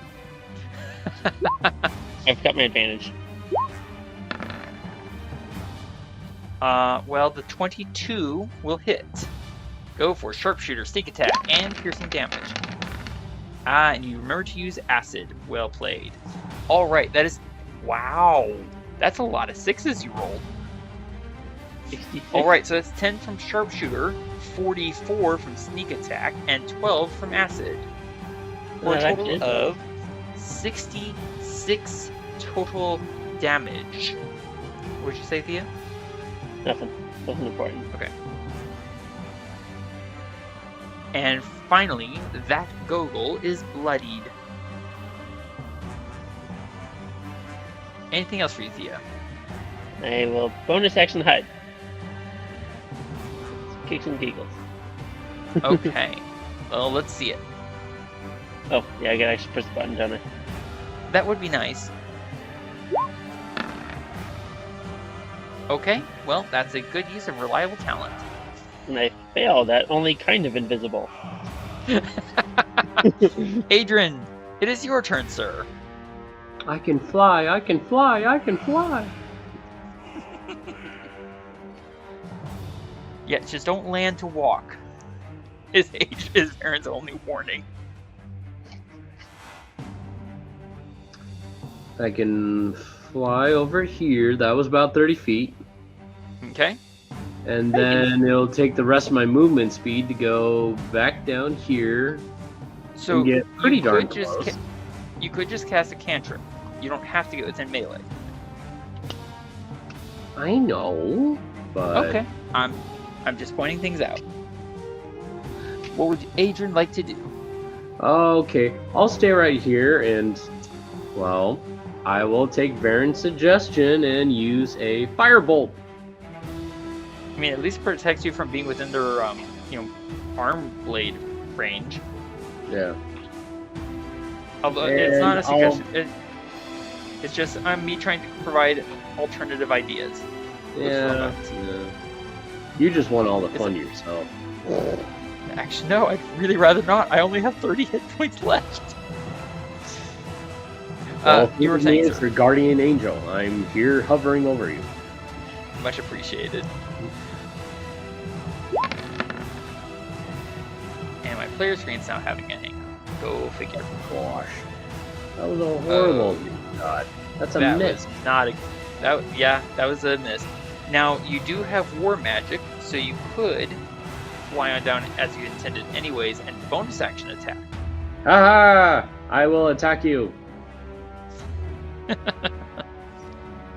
All right, let's see. Nonetheless. And that's a nat 1. Actually, I plan on using a reroll. Because there's a special Aha! ability. Sanguine's special ability to choose to re-roll. And I will gladly take the second roll, whatever it is. Noted. Here's the second roll. A 17 is going to hit for 9 lightning damage. Yes, baby! But you did use all of your movement. And I do not have my shield. Nope. And you don't have any more spell slots to cast shield. But I also close my eyes. Okay, duly noted. You close your eyes. Or cover my eyes. Adrian, please roll me 2 Delta 4. No peeking. Are you sure you don't want to peek? Just a little? Oh, come on. I can't roll back? Oh. How do I get back to the original rolled dicer? Down at the bottom should be a simple roller. Yeah, it should be. I don't know where it is. Come on, simple roller, simple roller. I mean, I see it. There we Nice go. screen. Oh, it just extended all the way past my actual screen. I had to really concentrate hard on that one. Fair enough. Why it did that, but you just said 2, right? Just 2 for now. Here we go.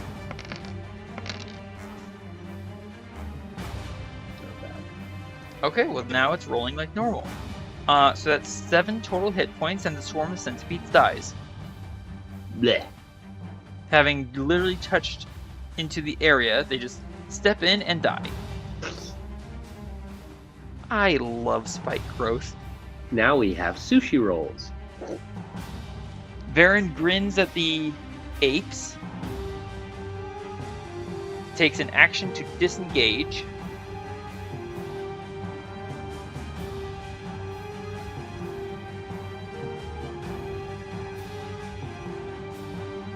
and goes up here.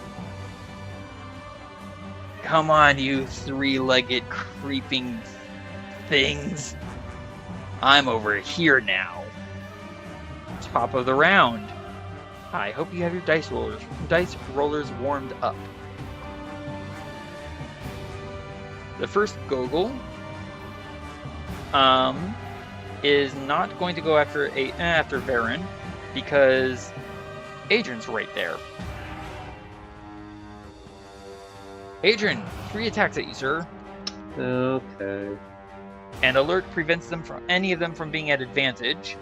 Yay. 17, 26, and 19. 26 is definitely going to hit me because I'm at a 21 right now. Alright, so that is 24 damage to you, and I need a Constitution saving throw with advantage. Alright. Advantage. Constitution. I'm looking for a 12 or higher. Well, okay, yes, you maintain fly. Hee hee. The other Gogol is going to give chase to Varen.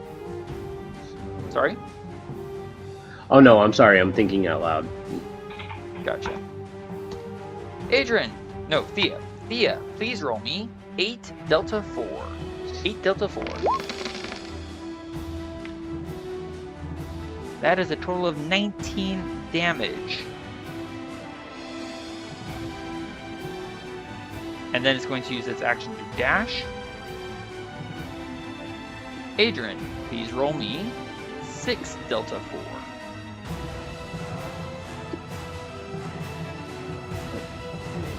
If you please. And yes, even if you don't please.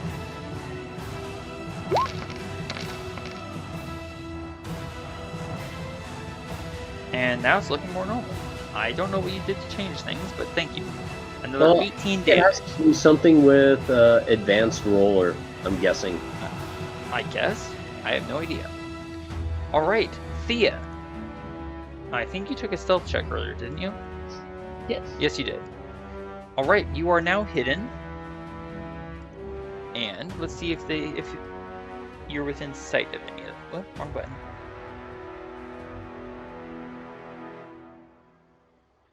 They are illuminated by Adrian's brilliant blade. Can this guy see you? No. Can this guy see you? No. Neither of them can see you, Thea. What would you like to do?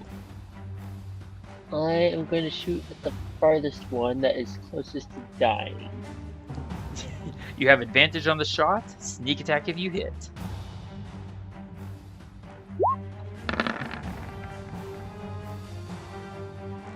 Uh, 28 minus 5 is 23. And this time it's going to use its reaction to block your attack. Oh, well, that's sad.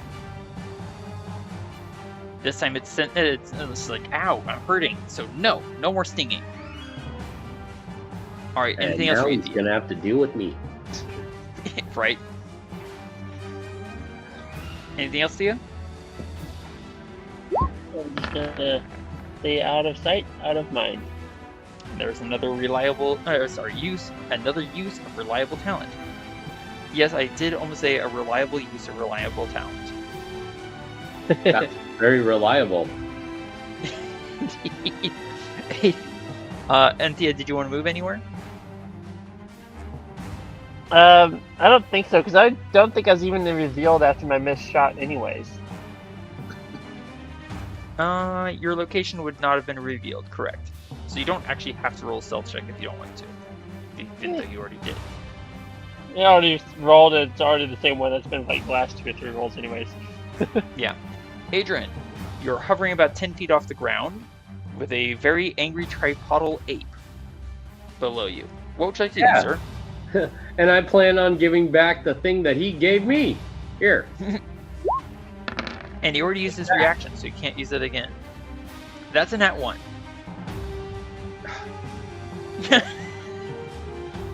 Okay. Here, Vern. Move back Here, over Vern. here. What are you doing? No, I will be stabbing you. Electrically. A 13.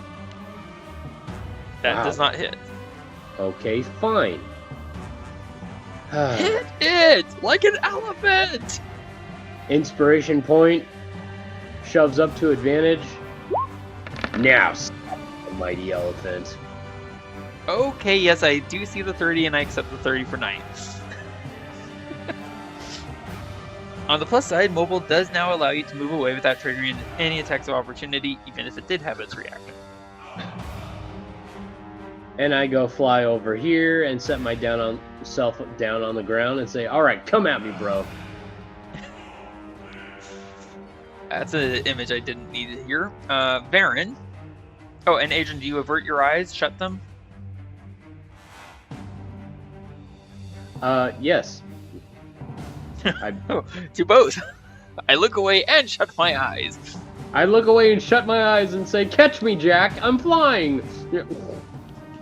Varen is going to disengage. Not go to his left, my right. Since that would take me back towards a creature I don't want to be close to.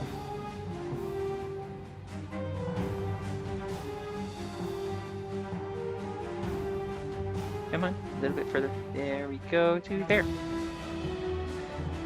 Oh, hi Adrian. Do you mind actually hitting them once in a while? And close his eyes. Top of the round, the goggles. This guy gets his reaction back.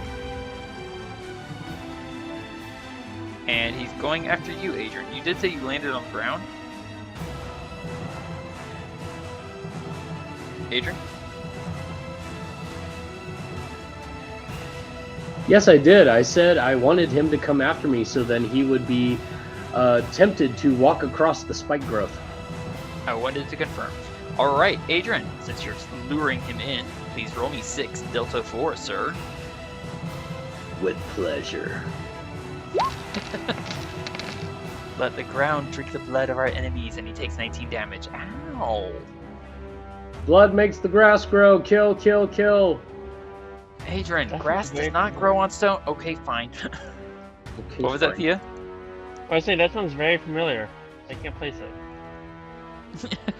Something that we say at Renaissance fairs. Oh, And because it didn't use its action to dash, it will attack you 3 times. 12, 16, I had 27. For 11 more points of damage to you, sir. Okay, good. That's 11. I don't mind 11. And I need a Constitution saving throw for Fly, with advantage. Let's see. I'm at now, what, 19? Yeah. 19. Thea, 8 Delta 4, please. And working on it. Thank you. damage, Constitution. Adrian, you are fine. You keep Fly. Goodness gracious, your Constitution saving throws have been off the charts. 24 damage to the Gogol, crossing the deadly area of spike growth. And he's going to use his action to dash. To there. Adrian, please roll me 8 Delta 4. 8 Delta 4, please, and thank you.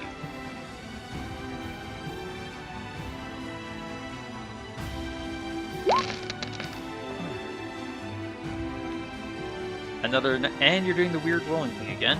19 total damage. All right, Thea, you are hidden, and your enemies are illuminated by lightning, constantly flashing. Apparently, flicker flash, flicker flash, flicker flash. What would you like to do? Oh, that's supposed to be an advantage, I think. It should be. So one more roll, please, and thank you. And do not make this. And second roll also, an please advantage. indicate who you're shooting at. I will be shooting at the one closer to being dead. All right. You do ignore 1/2 and 3/4 cover, which is good. 23 to hit. Again, it slaps its arm up and deflects your arrow, utilizing its reaction. I'll just kind of stay where I'm at for now. All right. You are not revealed. Your attack did not hit. You are marking your acid arrows gone, yes? Yes. Okay, good. Thank you. Adrian, it is you. It is your turn. It is your turn. It is you. It is you. Fine. I don't mind talking French. I will stab at you.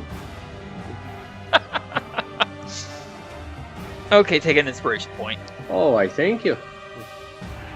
Now you went to Irish. I know. I'm a man of many talents and didn't know it. You already have one. I'm not giving you another. I find scones by say so home. I shall Stab make at a one one of them. Vern is just stab at one of them. Choose one. Here we go. I stab one at left. One at left. And nat 1. Mobile Sure. still is in effect. Well, You will trigger no I attacks of will opportunity. Stab one at right. One is right. You cannot deflect. And certainly cannot deflect a crit for 19. Oh, he's very badly hurt. You have one last attack, sir. And I stab once more at left. Can you wound him this time? Hopefully. No. No, you cannot. Would you like to move somewhere? And now I flee. Whee! Oh gosh. You're having a good time now, aren't you? And I'm now about 10 feet in the air. Okay. Closing, averting your eyes. Yes. Duly noted.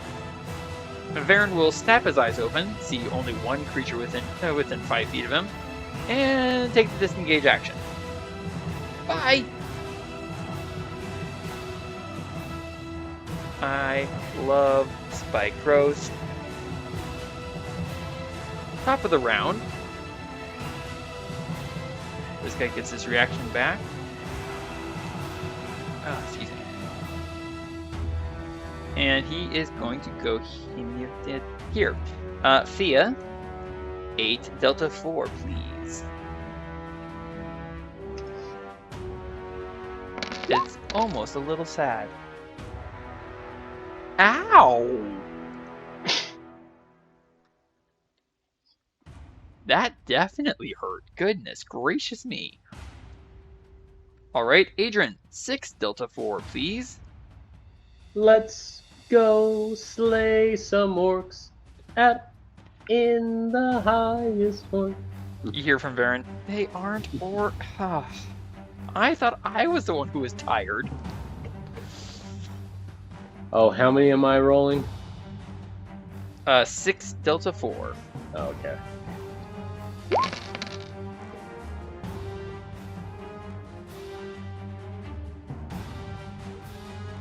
He yet lives. The other Gogol. Thea, please roll me 8 Delta 4. Let's use the spiky growth.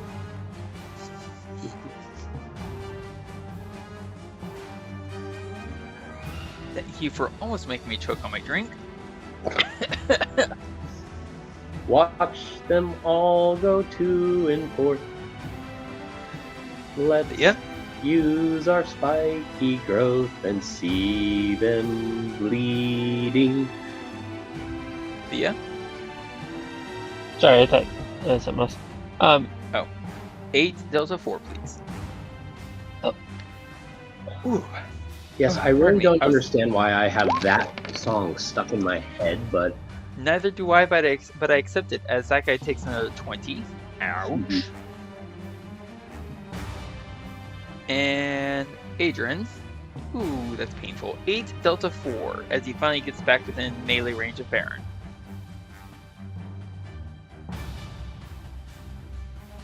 Eight Delta 4, Adrian. Thank you.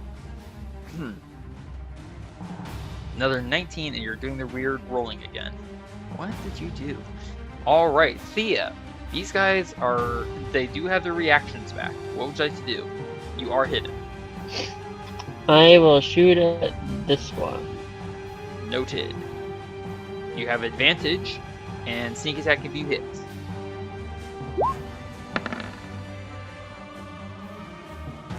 Okay. The good news is, he can't use his reaction to block that. Give me damage. 32 from sneak attack, and 12 from acid. Oh my goodness. That is 44 points of damage. Watch that health bar. Yeah, he's still alive. So close. So You're very close. By Anything 1 else from you, Thea? point left. Anything else from you, Thea? Just for kicks and giggles, I'll hide. And there's reliable talent as you roll a 6. Did you want to move anywhere? Yeah, I'll just Okay. move a few feet. If you move less than half of your total movement, you do get advantage on your stealth roll. Sure. And Can't hurt. yes, 15 is definitely less than half of your movement. I mean, Okay, well, doesn't yeah, change we'll- anything, but it doesn't hurt. Change anything indeed. Oh dear. Okay, Adrian, you're hovering That 10 is feet still above by the far ground. one of the best things that I've ever seen play in D&D. You roll a 1 and it still turns out to be a 27. Thief reliable talent, man. Adrian, you're hovering 10 feet in the air with your brilliant sanguine nonetheless in hand, and a very badly wounded tripodal ape before you. I slowly drop back down so that I'm eye level with the ape. I open my eyes, slightly looking away from him over his shoulder. I have then changed my glare to right in front of him. I see you now, and I stab at you now.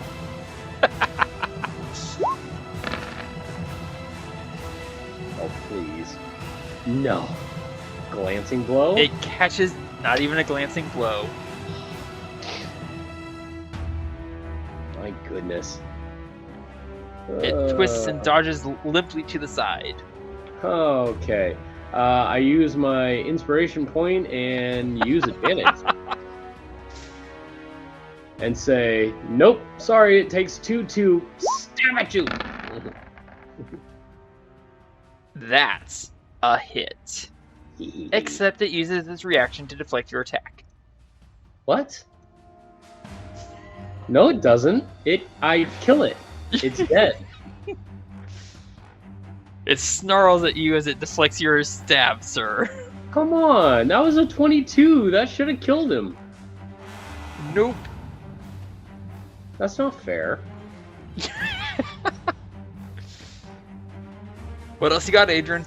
I seriously feel like hitting him with my fist now. Do you want to? I don't know how much that's going to do. He's probably going to deflect it. Well, he used his reaction to deflect this attack. Oh, okay. Well, But I still will say, stabbed him okay. Then stab at him you shall indeed, sir. with 1.21 gigawatts. Here we go. Okay, that is definitely a hit. Through its third eye.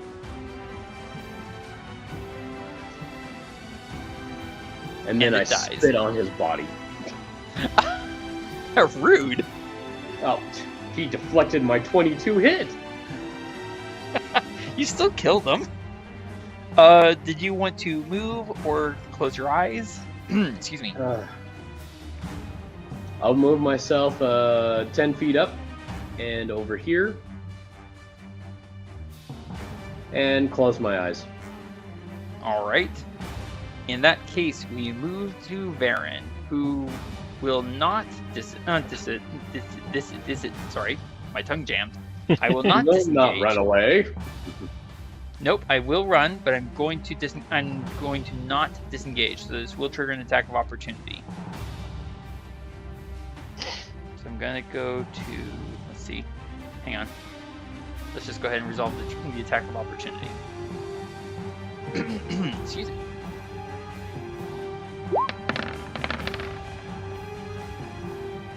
Ooh, that does hit for 11. Ow. And a con save for Varen. I'm looking for a 10 or higher. Ha! I maintain concentration. Yes!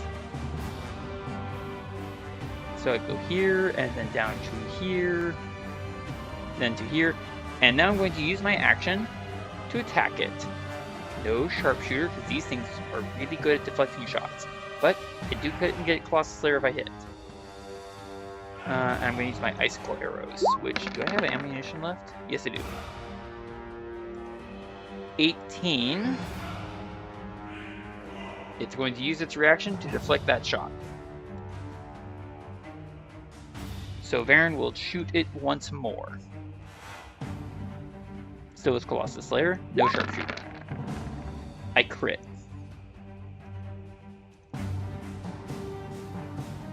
On my last shot, I crit. For 29 total damage, and that creature had 5 hit points left. Varen's arrow rips its brain out of its head. Yes. But And effective. and then I hawk a loogie from this high up onto his body. And Varen will release. That's gross. And Varen will release concentration. Okay, ground's safe. You can land. I'm in pain. Me too. I'm curious, and I want to start poking around looking for magical items. You're just gonna start poking around a mage's. What was that guy? Well, you know, cautiously. Like, I just want to. There might be valuables. Maybe, right?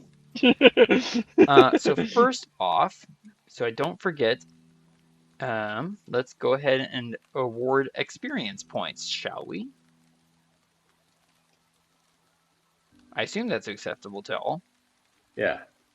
Yes. All right, so Adrian, Thea, and Varen, since Dell did not partake in this adventure, poor Dell, we now each have 257,987 XP. It is in the chat for you to copy and paste. Just so you know, every single encounter in these tunnels was a deadly encounter for a group of 4. And we were only 3. Huh? So well done on that. Whoa. That's crazy. Ow, my shoulder. This desk is arrayed with a menagerie, is the best word to put to it, of various odds and ends. Clearly, some of them are meant for arcane uses. Others are more mundane. Much of the writings on this desk, Thea, you and Adrian, between the two of you, are able to make some sense of them. They are, most of them, arcane theories that start with faulty premises, draw conclusions that wander far from what is magically probable, or end up making erroneous calculations. For example, one of Runs Like Water's magical experiments was an attempt to combine the theories of haste, longstrider, and expeditious retreat to make a controllable portal through which one could reach and grab objects at any visual distance. Runs Like Water apparently thought that the combined speeds would eliminate the physical distance between the 2 points.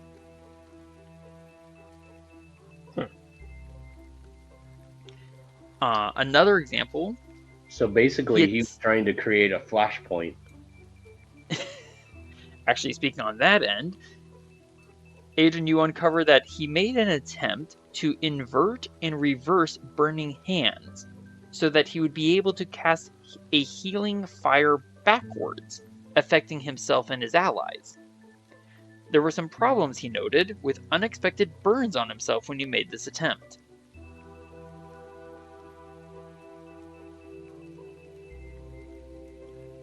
And finally, go ahead. So he burned himself trying to make the spell? Yes. Basically, it backfired on him. Take an inspiration. Thea, you uncover a side note in a tattered journal that is a kind of a research question mark that he wrote down. Would infusing superheated magma into his inks make all of his spells have continuous fire damage? Added note, need new volunteers to collect magma. Searching further, it seems that Runs Like Water believed he could obtain immortality. There is a collection of odd texts that details his plans to lead an army of goblins after finally ridding this world of the Crusovians. Times 6 inspiration points. Oh, you got inspiration points 6 times this game. Gotcha. After getting rid of the Crusovians, he apparently planned to invade a grove on the plain of Elysium, where he would then conquer and consume the Thunderhorns and live forever. Thea, the plain of Elysium happens to be where Dell's soul is trapped.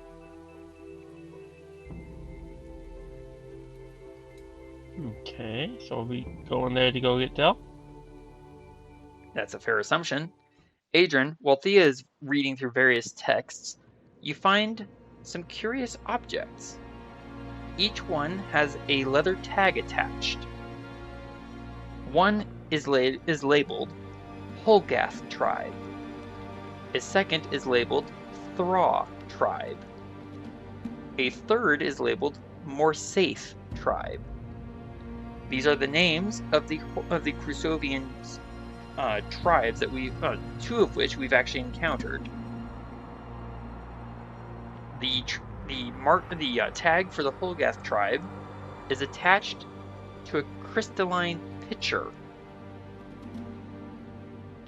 It is about 1 inch tall, half an inch in diameter at the base, and when you pick it up, it's about 10 pounds in weight.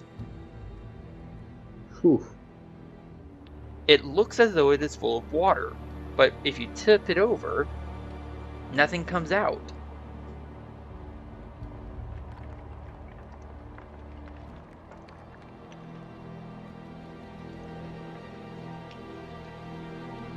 The item go ahead. Oh, I was just reading. It looks as though it is full of water, but nothing comes out. It is either tilted or... What is that one word? Nothing comes out when it is either tilted or upended. Utterly empty at sunrise for an hour and then seems to refill. I mean, that's something that you'd obviously become aware of at sunrise, but to which it isn't right now. Wait, so how and when does it empty if nothing comes out? Good question. Adrian, would you like to give me an Arcana check? Yeah.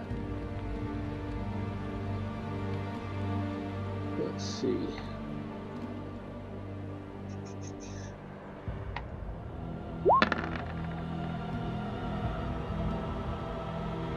Nice roll. That happened to be the exact DC you needed.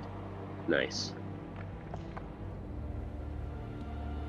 As I mentioned, there are 3 items, each of which has a tag attached, mentioning the different tribes of the Crusovians. Each of the items that has been tagged is interwoven with a subtle but strong magic of cursing. These items effectively are curse anchors, enchanted to keep curses going.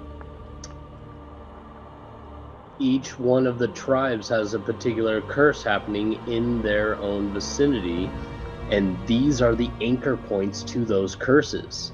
If we can find a way to get these things to be broken or shattered, it could break the curse of each and every one of those tribes' problems. Varen He looks is at you just blankly. gonna start eyeing the lava pit to our side. I'm you sorry, want to Aaron, examine- what did you say? Varen just stares at you blankly like, huh? Can I see one of those? Can you see what? One of those evil cursed anchor points? Well, would you like me to finish reading off what each of them are? Oh yeah, sure, go ahead. I'd appreciate it. Okay.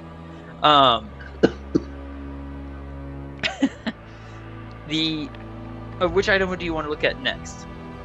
Well, we just saw the Holgath. What was the... Yep. Just read whatever's next. The item labeled Thraw Tribe it appears to be a figurine of a rooster carved from obsidian. This stone figurine depicts a standing rooster with wings and comb carved in exquisite detail. While the relief is done in high definition, there is no color in the dark stone. When you pick it up and you hold it close to your ear, Adrian, you can hear what seems to be a multitude of human voices crying out in disharmonious, horrified anguish. The object feels slimy to the touch. And I have a question for you. How long do you hold it? I hold it for a few seconds and then I just put it back down on the ground, just a little grossed out from it. Would you say 10 heartbeats? More like 3. Okay, duly noted. Because it kind of freaks me out. I can't imagine why.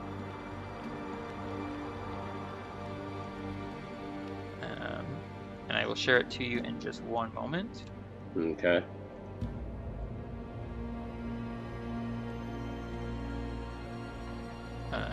There. But I'm pretty sure the Eventually. Thra tribe is also the tribe that is dealing with all the people who are like sleeping. This button, show to players. Ow! Sorry, popped my shoulder. Yes, the Thra tribe is the tribe that we met that was dealing with some sort of a sleeping curse. The Holgath tribe, which we've also met, every day at dawn, their entire camp is flooded with water. Yes.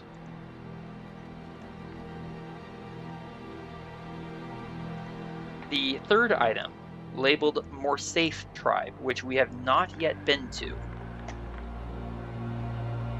It's a tiny ball and chain carved from an opal. This item is carved of a single opal gemstone, and the links of the chain are not separate. Not a part of it moves independently of the rest, but it clinks noisily when held or moved. There's an unpleasant odor of blood and rust that emanates from this token. Does anyone pick it up? I'll just poke it. I'm afraid to pick it up. So that's a no. No one wants to pick it up? No. Okay, I will.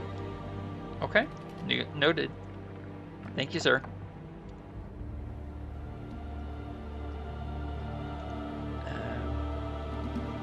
This button.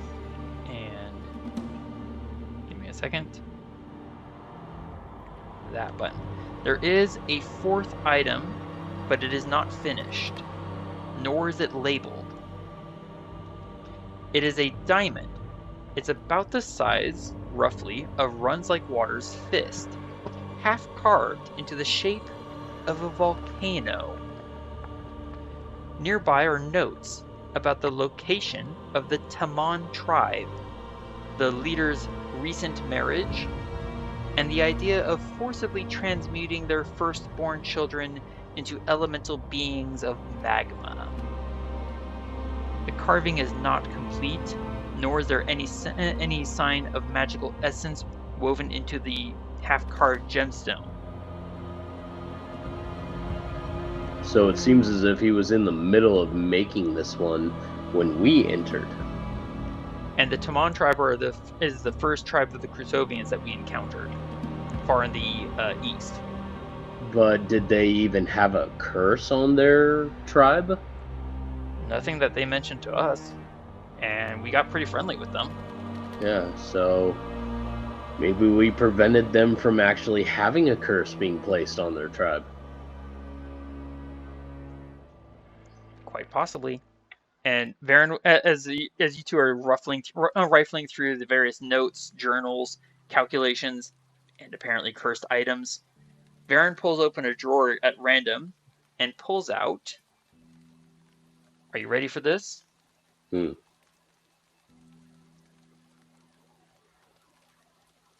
Give me a second. Apparently, I'm mistyping.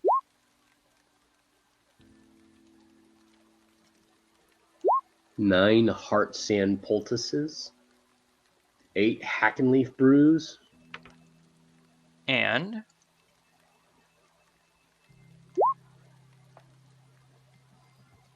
one jar containing 4 doses of aloe-scented ointment. Takes an action to apply 1 dose of the ointment. The subject regains 2d8 plus 2 health points. Cured for being poisoned, and any diseases are removed. Ooh. Well, I think we should each have one of these doses, and we should keep another one for Dell when we get in contact with him again. well, do we need to take that right now? Because I don't think we do. Well, no, but we should at least have them in our pouches. Oh. Right. I imagine it's. Can we split It- it up? the- I think it's just one container of the ointment. It's just one container. Yeah, just a jar. Just a jar.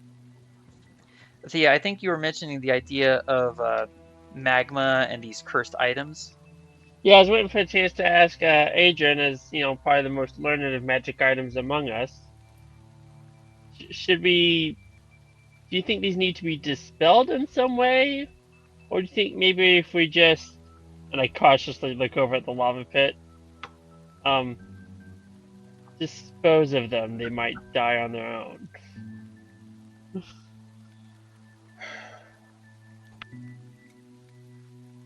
Ironically, Adrian, you muted yourself to answer. No, I muted myself to hide a cough. Oh, well, pardon me. Well, What does your knowledge of Arcana tell you?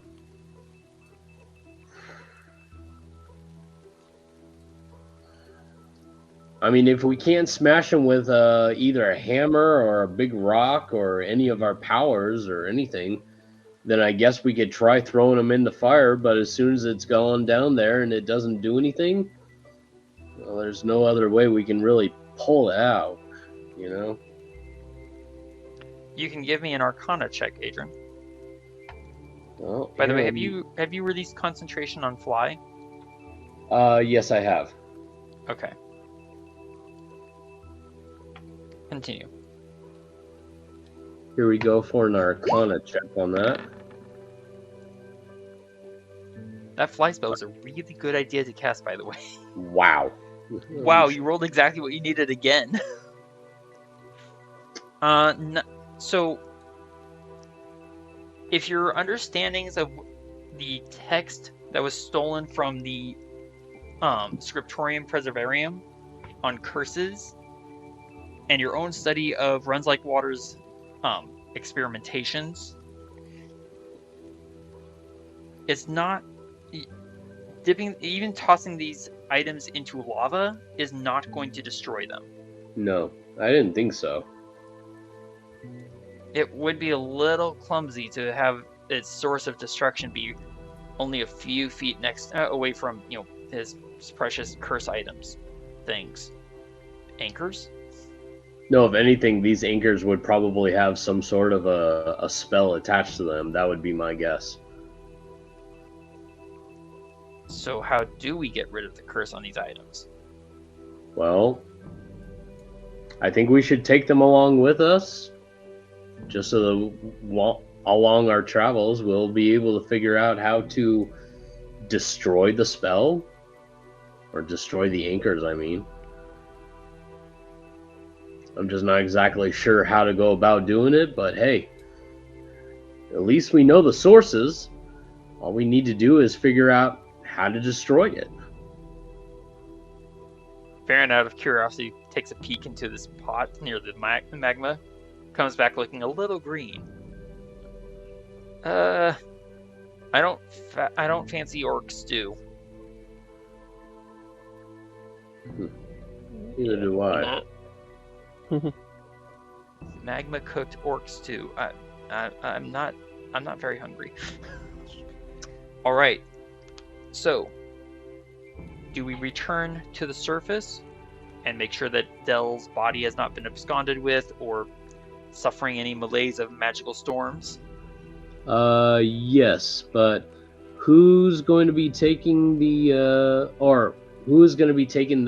amount of hack and leaf brews? Like, there's 8 of them there, but there's 3 of us. How do you want to divide it up? Could I just take 2? I'll take 2.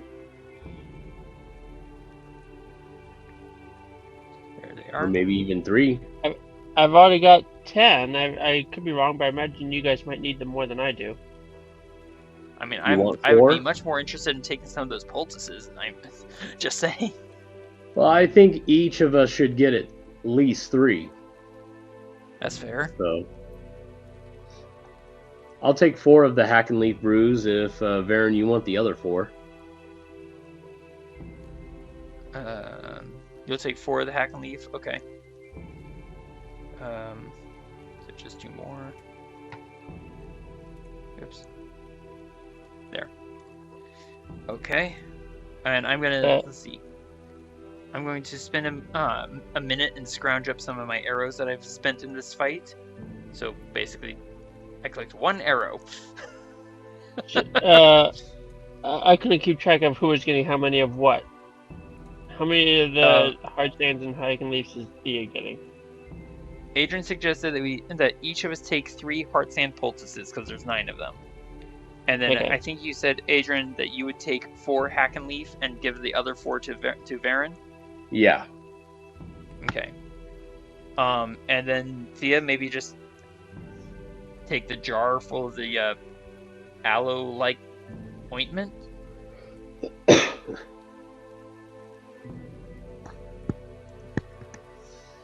Thea? Yeah, I'll take it. I'm just Okay. trying to figure out. Okay, how to keep track of all this. I would say, oops, sorry. Copy it into like a part of your character sheet, and then on your main page, in your resources, just put 4 of 4. Aloe ointment. Please remember to set your speeds to their correct numbers. So for Thea and Varen, that should be 35. It is 11 o'clock currently, a little past. Do we want to travel some ways before we set up camp? Let's at least get back out to where Varen, the mules, and the spider are. You mean Dell?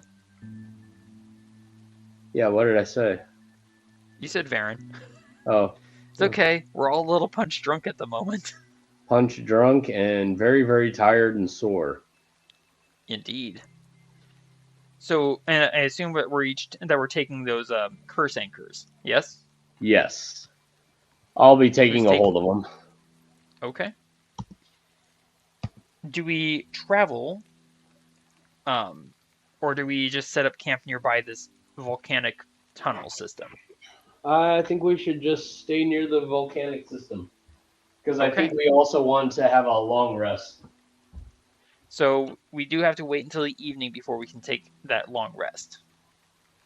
Just so you're aware. And it's 11 in the morning. So that's okay. We can do that. Before taking the long rest, Varen will cast non-detection to hide all 3 of us elves, using my last 3rd level spell slot and a pinch of diamond dust. Alright, we can take a long rest and restore all spell slots, all hit points, all special abilities, all hit up to half of your total hit dice. And for Varen, no more exhaustion. Exhaustion gone! Yay! This makes Varen happy. So you said we cover up to half our hit dice? Yes. On a long rest, you recover up to half of your total number of hit dice. Is that going to be a rounding up or down for odd numbers? Oh. I'll say round up. I'm nice like that. Okay. So Varen's now back up to 136 hit points and 17 hit dice. Yay! Okay. When we reach Dell, I think I'd like to use his staff and use up, I think, all but the last charge to heal us. I will say, I mean, you can do that if you desperately want to, or we can just hand wave and go to the long rest, which is what I was going to have us do.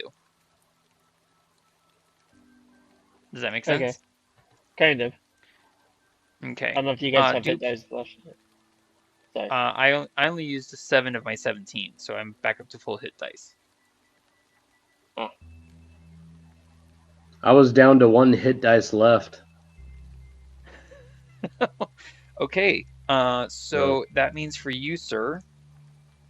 Round up from rest, 17 would be 18, and half of that would be 9. So 9 Correct. plus 1 is 10. So you have 10 hit dice. On your next Yep. long rest, you should be able to recover all of them, depending on whether or not you spend them. Yeah. We'll Now- see. Yeah. So we take a long rest. So all of your speeds should be set to their base number. All of your hit points should be set to their base number. Spell slots should all be recharged, including Swift Quiver. Oh. That was a handy spell. Sorry?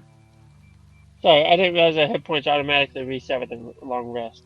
I thought we still Yes. needed to heal. Hit points go to full on a long rest. Hit dice only recover up to half. That makes sense. I misunderstood some of that. No worries.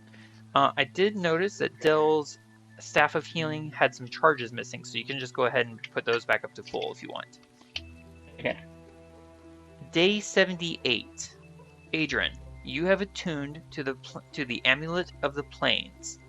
Thea, I assume you have shared that you have learned the name of a location on the plains of Elysium, Yes. where Dell's soul is. Adrian, do we want to try and go get Dell? Yes. Okay, Amulet of the Plains. You are wearing the amulet, Adrian? So you I can am. use an action to name a location on another plane of existence. Please give me an intelligence check. If you have an inspiration point, then you can make it with advantage. Let's see. I do have an inspiration point. Do you want to use it? I'm using it for advantage. And then what do I roll again? And a straight intelligence check.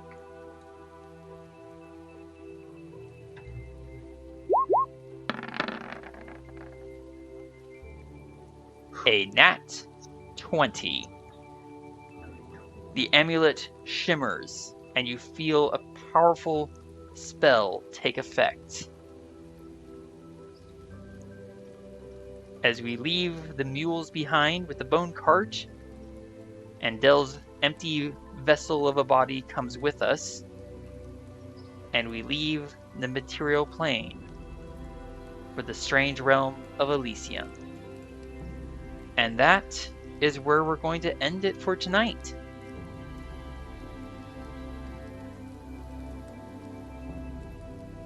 Alright. As I mentioned Thank you. earlier at the beginning of the game, we are going to be taking a month break at minimum because I am having some real world matters I have to deal with. So in 4 weeks' time, we'll come back in the plane of Elysium and see what must be done to reclaim Dell's lost soul. I want to thank you all both for playing. Sorry. Oh, I was gonna say thank you for studying the game for us, but I keep interrupting by accident. It happens. Again, I want to thank you both so much for playing, for battling it through a rather gruesome and brutal arena.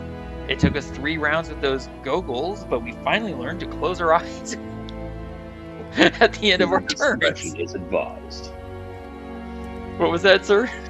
Viewer discretion is advised. That was awesome. All right. I'm going to miss running these games every week for you guys while I get things settled on my end. I apologize, but life has its twists and turns, much like dice in the game. It does. Yep. And for our audience, I hope that you enjoyed all of this going on and that you'll come back when we start posting up our videos again. In the meantime, y'all have a good rest of your night. You as well. I thought you were at least going to say, rest well and dream of large women. Oh, actually, speaking of dreams, right before I hit the stop button, Adrian, your long rest does go off as normal. However, it is interspersed with odd and disturbing dreams of slime and muck and writhing tendrils twisting and curling through your thoughts. Sounds interesting. And a little gross. And one final thing, as we shift planes and go to Elysium, Varen happens to look over his shoulder, almost as though he heard some strange noise, or just sensed someone watching us. So, rest well, and dream of large women.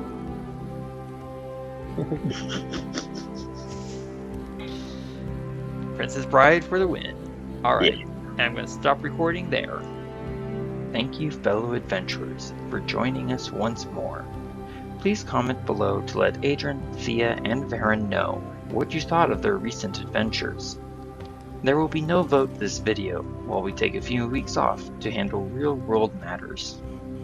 Adrian, Thea, and Varen will return to rescue Del and then to aid the Crusovian tribes before finally taking the fight back to the Hobgoblins. Thank you for watching, and I hope we'll see you again next week.